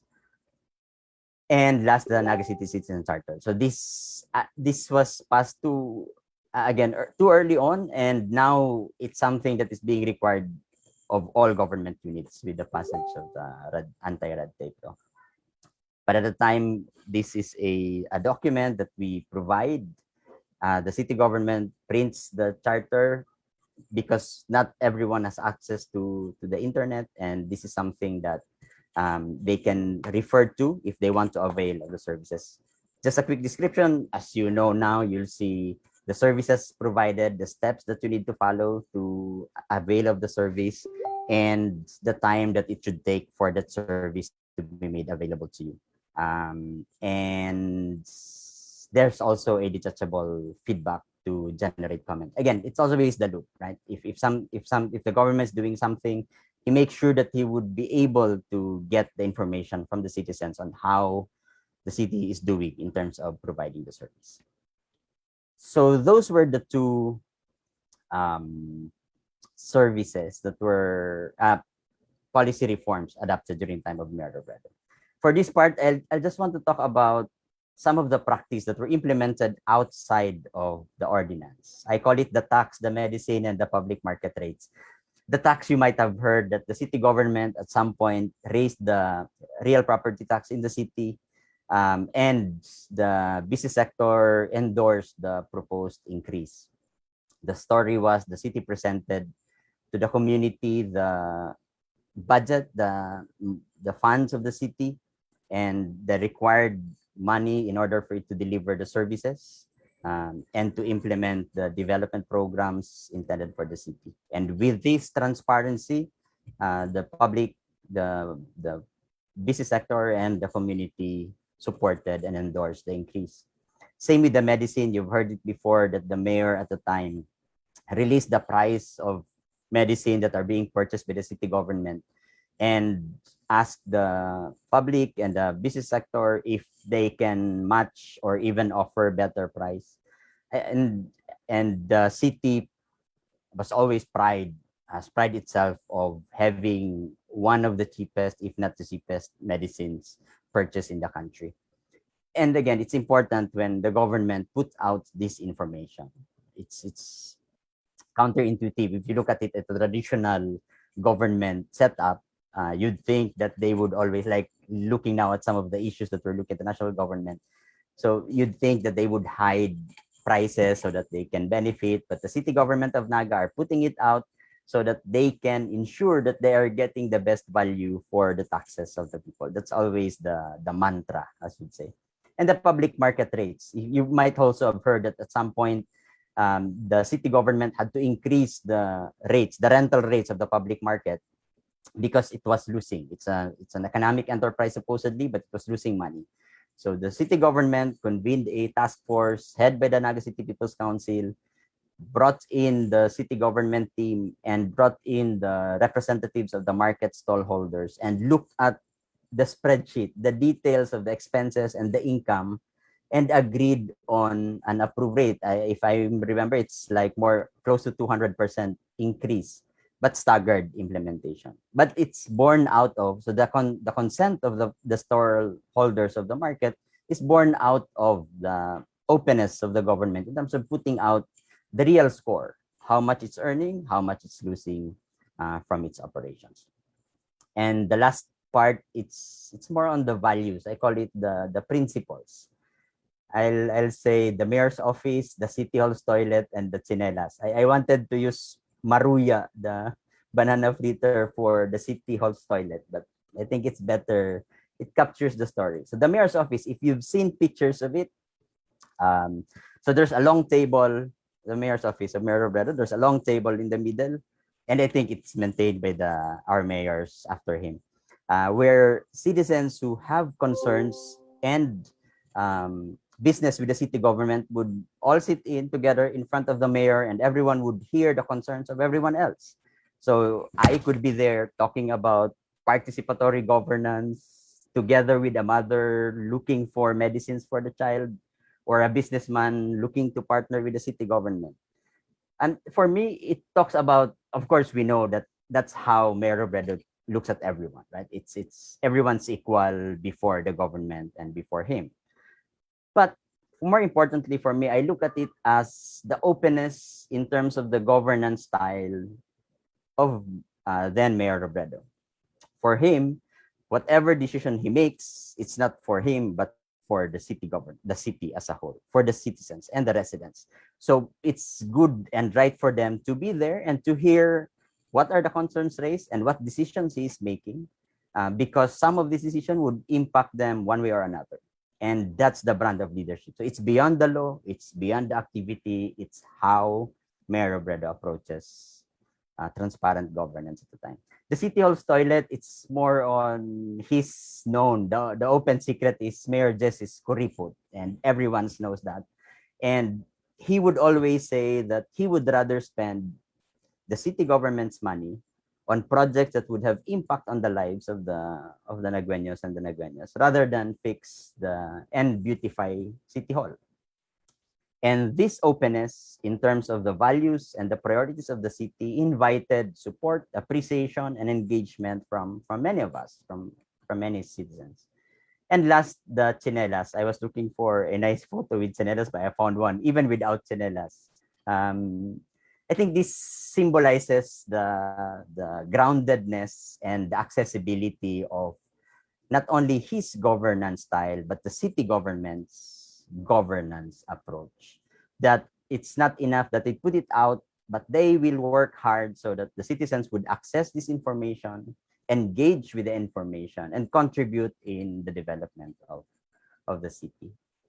To end, I'd like to leave you a clip of his interviews. I think this is good insights on how we look at our roles as government officials, as citizens, either locally or nationally, in terms of how we can make our world a little bit better. Very short.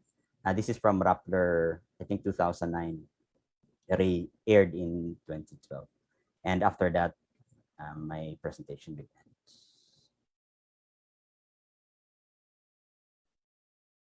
Good governance should be demanded by the constituency.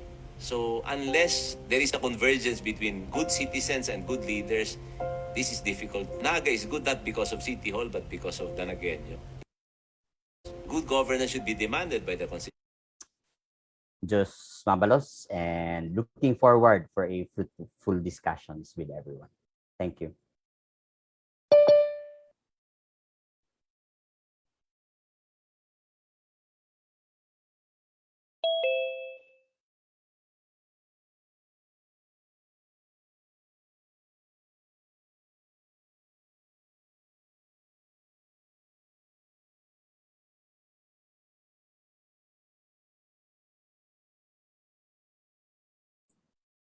Thank you so much, Sir Dave Bercasio. And to our three speakers in today's webinar, we have Judge Soliman Santos, Ms. Salve Alemania, and Mr. David Bercasio for that very comprehensive and informative lecture in today's webinar. But before we proceed with the open forum and before we proceed with the question and answer, I'd like to acknowledge first those who were in the Facebook Live. Hello po, may mga nagpapa-shoutout lang sa kay JP Abellera, former City Mayor John Bongat, we have JD, Ron Joseph Ipapo, John Ford Tesorero, we have Jerry B. Ramos, sabi niya is a proud Nagueño. We also have Josephine Gupo. We also have here from the Bicol University, Jesse Robredo Institute of Governance and Development, Mr. John Brian Abitria, Lara Abigail Orilla, Nika Calizo, Diana Castro, Maureen Petalio, Summer Escoto, Samantha Gonzalez, and Hannah Grace Chelo. We also have here our friends from the National Historical Commission of the Philippines main office and other museums all over the country. We have Ma'am Lilita Mabini, Roy Dolor, Miss Jana Saba, Miss Gina Jeronimo Ayran, and Sir Leonard Christopher Eduarte. Hello po. Thank you for supporting the projects of NHCP and as well as Saysay Bikol. Now, the floor is open for questions. You know, it's part of the program now. We have the open forum. Siguro we can allow Sir Dave Bercasio po to kindly turn on your camera. So far, we have very few questions. So far sa ating mukhang nagustuhan nila yung lectures and ayan. So our first question po is from Yufi. Agbayani from the National Office of NHCP. His question is, based on what you hear in the news, are there local governments today who have adopted the spirit and the policies of the late Secretary Jesse Robredo? Any of you po, Judge, Ma'am, and Sir, can answer the question.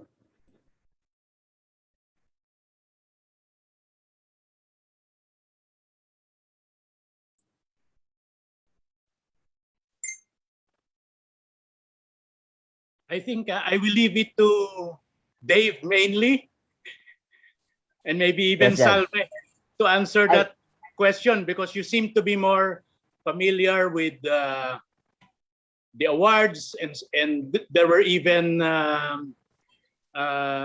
sections of that, no, in the I-governance ordinance. And of course, Salve is also more familiar with, for example, the cross-mentoring among NGOs and POs, especially in the urban poor sector. So I leave the answering of that to you too. Okay, I'll start with, yes, Judge, with a disclaimer a bit that I've been out also of the country for some time. But I know for a fact that there's a movement that was co-established by then Mayor Robredo called Kaya Natin, and they're looking at champions of good governance in the country.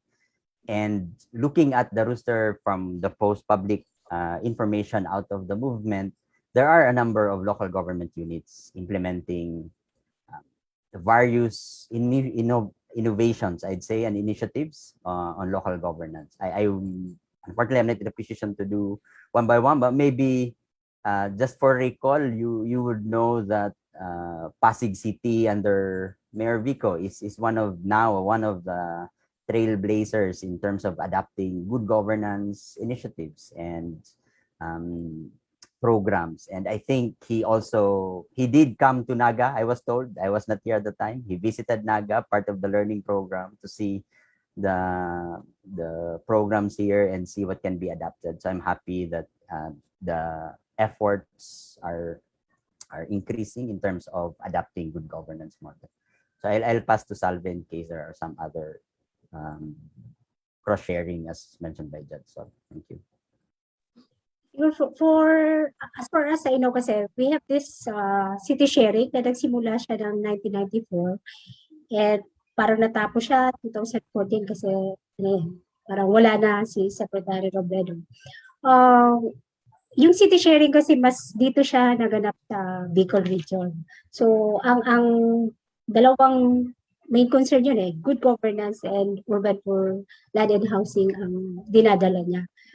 I think naman sa usapin ng urban poor, yung City of Naga, Iriga, Ligao, Masbate, Sorsogon City, Tabaco, ano naman yun ginagawa talaga nila, nagiging responsive sila sa usapin ng urban poor. Meron sila mga offices na siyang pinupuntahan ng urban poor para ma-resolve yung usapin ng plan na housing.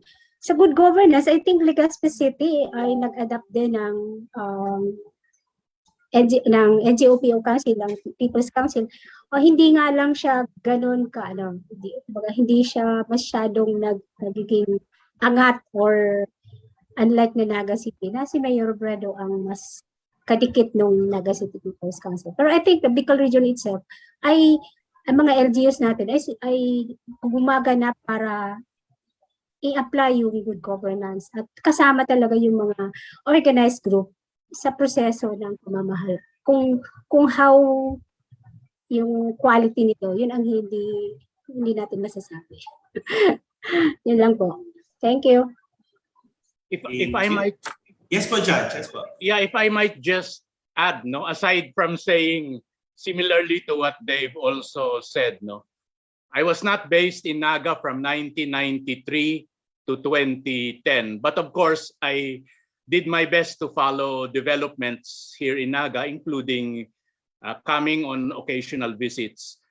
2 points. First is because the Naga Peace Zone was the country's first, and maybe even the world's first peace zone, And because the Empowerment Ordinance was also the first such kind of empowerment ordinance creating a Naga City People's Council, it may be safe to say, that all others which followed, there were many peace zones which followed from north to south, from Sagada down to central Mindanao. And then there were also reportedly some empowerment ordinances in other local governments. Naga can, in a way, claim credit, or bragging rights for those. Secondly, Galing Puok, which is the top award, for local governance excellence and innovations. I think it's the Asian Institute of Management, which is the secretariat for that. Naga is already a Hall of Fame awardee, Galing Puok awardee, because of several awards during the time of Jess. And surely, that is one way of sharing, or that is one way that the Naga experience is being shared. Thank you. Thank you so much, Judge. Our next question is from Mr. Ron Joseph Ipapo. How does the reform regarding transparency helps improve governance for the people? I think Sir Dave can answer this. I'll take this. Thank you, Ron Joseph. For if I look at the governed, for example, first the citizens, getting the information, accessing the information can both inspire and also allow for a citizens to participate. So knowing what are the priorities of the government, knowing what policies are being considered and being discussed and being approved, enables me, for example, to come in, provide my comments, feedback, and suggestions to the city government. So it opens, so transparency opens better governance by improving participation of the citizens in the governance process. On the part of the governors, the city officials, I believe the transparency makes the government more accountable, right? Because you're putting out everything out for the consumption of the public. It follows that you govern more honestly, that you takes care of the money of the people, of the city government, and that you also opens yourself for the engagement of the citizen. So transparency opens participation, better accountability, and participation is not only on the part of the citizen, but also on the part of the government, and in inviting and opening the space for people to participate. Thank you. Salve, comments po?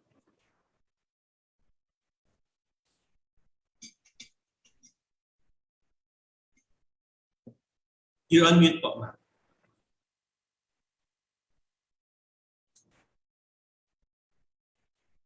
Wala pa ako may dadagdag. Okay po. Sige po. Thank you. How about you po, Sir Judge Sol? Same here, Dave said it all. Sige po. Thank you. And siguro another question po. Since I think you've worked with Mayor Jesse, the three of you, ano daw po ang naging inspirasyon ng konsepto ng Maogmang Lugar ni Mayor Jesse? All right. I'll give my 2 cents worth about that. Ang Maogmang Lugar, if my Bicol history and culture is right, was a formulation by the late Ateneo de Naga Jesuit father James O'Brien, from his studies of Naga culture, the effect that this was how the city, or the people of the city, the citizens, looked at our place. Ang Maogmang Lugar, the happy place And I think this is part of the civic pride, no, or the pride of place that we Nagueños have in our city, and should continue to sustain it, to keep the city a happy place to live. Thank you. Thank you, Judge. Sir Dave, few comments po. Yeah, maybe just to add, I came in a little bit late on the time when Mayor Robredo was mayor. At the time when I was with the NCPC, the Maogmang Lugar became, as a vision, became the guidepost for the city in defining what the city should be. So there was an effort, a multi-sector effort to sit down and define what is a Maogmang Lugar, looking at policy, services, participation, engagement. So there might be the definition as Judge Sol has provided, but it also evolved in a way that the succeeding of officials of the city and the citizens through the organized groups have defined what it meant. And for sure, many of us will have our own different definitions, but it's a very good guiding post on how we see ourselves as we are situated in and live in our city. Thank you. Thank you. Another question po. I think this is a bit controversial, but I have to ask this. Is Naga still an Maogmang Lugar? Or can I say that, how are we doing so far? Based on what you've said a while ago with everything that nasabi during the lectures and discussion, how are we doing? How are we doing so far? Are we still the Maogmang Lugar?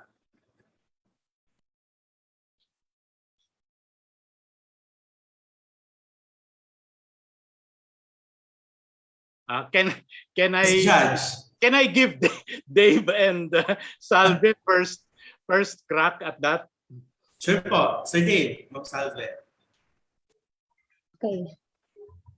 Okay, let me share.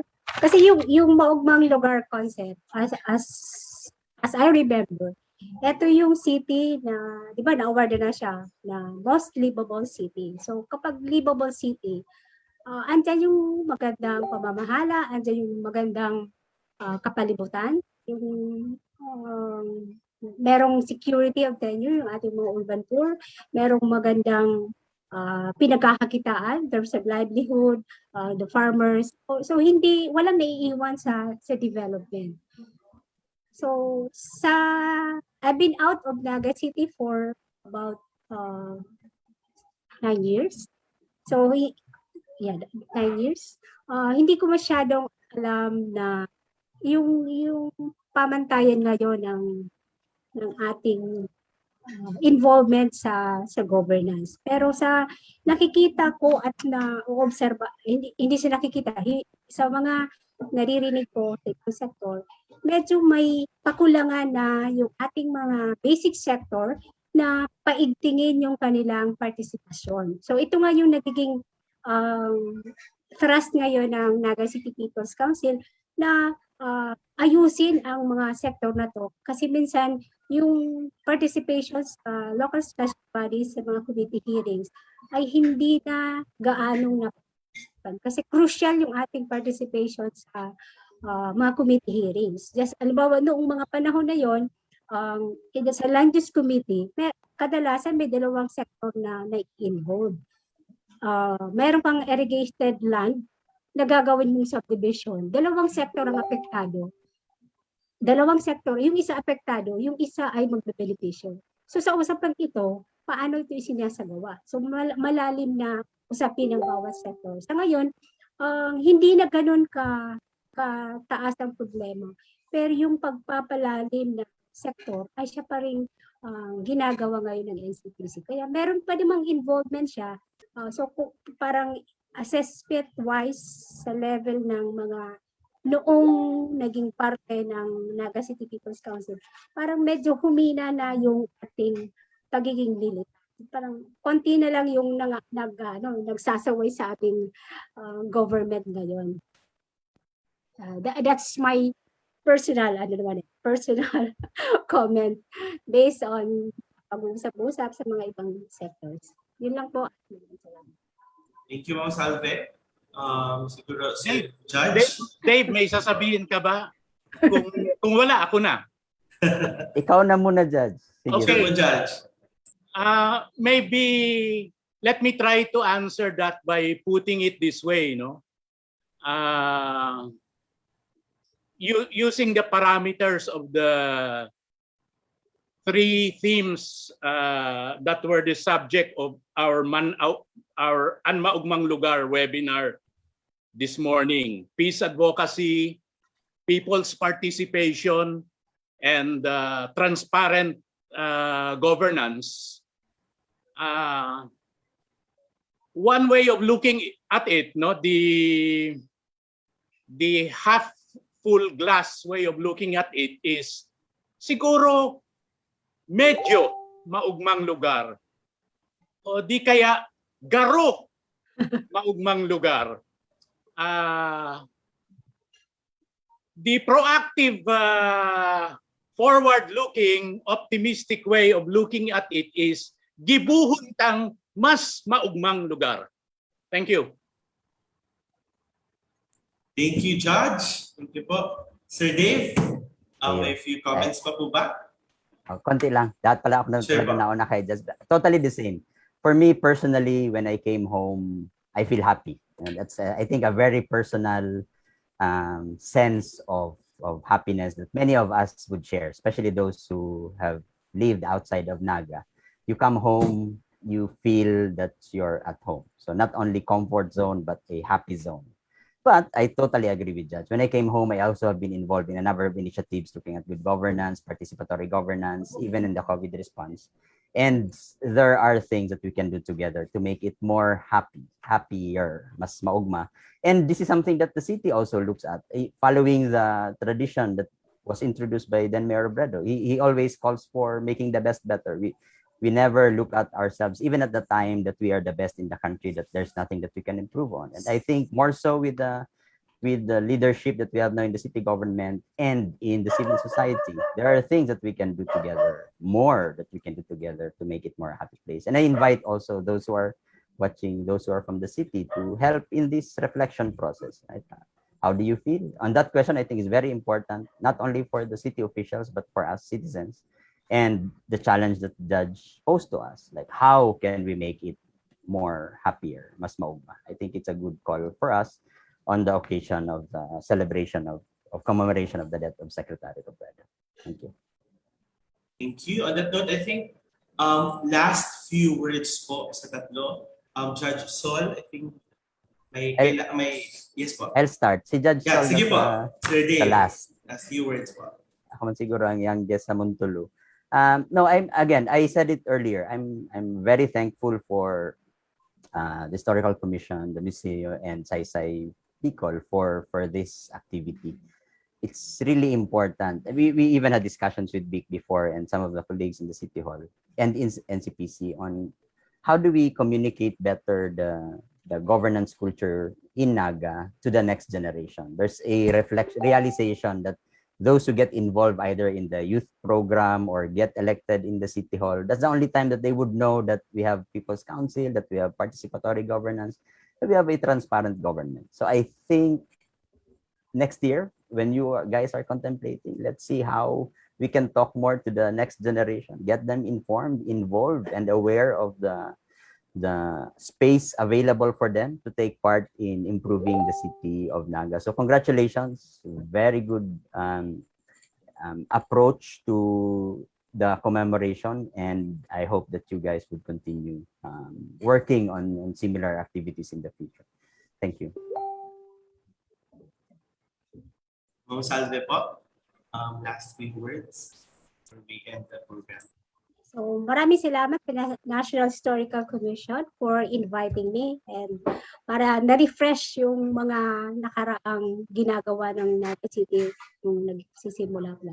Siguro magandang panahon ngayon ng Naga City na nagkakaroon sila ng assessment on the partnership kasi mas makikita ano ba yung kailangang pag-ibayuhin pa, ano yung kailangang ayusin pa sa partnership na to. Pero tandaan natin na hindi lang yung ating government ang may responsibilidad sa maganda at maayos na pamahalaan, bagkus tayo bilang mga individual at nasa atin din ang lakas. Nasa atin ang lakas para tayo ay magbigay ng mga solutions at maging bahagi ng programa na magiging solusyon sa anumang problema o kahirapan na dinadanas natin. So that's all. At maraming salamat ulit sa Naga City, sa Historic Commission for na pag-imbita sa atin sa webinar. Thank you, Salve. Finally, Judge Sol. Thank you, Mark. I join Dave and Salve in what they said, including thanking the organizers of this webinar. It looks like a good start for more good that could happen for the city. This kind of sharing, exchange of ideas and information. I hope there can be some kind of follow through in this, in the same way that maybe there was not enough follow through on the Naga Peace Zone in decades back. There should be a good follow-through process for this leading up to the critical juncture of mid 2022. And let's hope for the better, no? Both for our country and for Naga. Thank you. Thank you so much, Sir Dave, Salve, and Judge Sol, for that very inspiring experiential lecture. Sabi nga po ni Sir Dave Kasubagov, it's an experiential lecture and talk. Ayan. And before we end the program, again, I'm Francis Moreleda po. I now give the floor to our curator, Shrine Curator 2 of the National Historical Commission of the Philippines, Museo ni Jesse Robredo, Mr. Mark Anthony Glorioso for the closing remarks po. Salamat po. Thank you.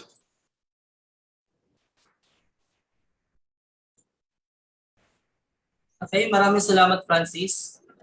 Mula po sa Museo ni Jesse Robredo, nais po namin ipahatid ang aming pasasalamat unang-una sa ating mga tagapagsalita, Mr. Dave Bercasio, Ms. Salve at Judge Soliman Santos. Salamat rin sa aming NHCP family na pinangungunahan ni Chairman Rene Escalante, Executive Director Restituto Aguilar, Ma'am Gina Batuhan na aming Chief sa Historic Sites and Education Division, at sa aming Supervising HSDO si Sir Brian Anthony Paraiso. Pasasalamat din sa ating technical team, nariyan po si Sir Eufemio Agbayani III, sa Saysay Bikol na nakipag-partner sa amin para maging posible ang programang ito, at sa mga kasama natin sa NHCP Interregional Museum Cluster. Maraming sa programang ito. Ilang paalala lamang po bago tayo magtapos. Para sa mga nais makatanggap ng Certificate of Participation, mangyari lamang po na sagutan ang evaluation link na nasa comment section. Magkita-kita ulit tayo mamaya. 2:00 ng hapon para sa ikalawang webinar ng Museo ni Jesse Robredo na may titulong Pamumunong Bagani, ang pamanang huwara na iniwan ni Ramon Magsaysay at Jesse Robredo. Makakasama po natin mamaya dyan si Professor Xiao Chua. So yun lamang po. Muli maraming salamat at palagi po tayong mag-iingat.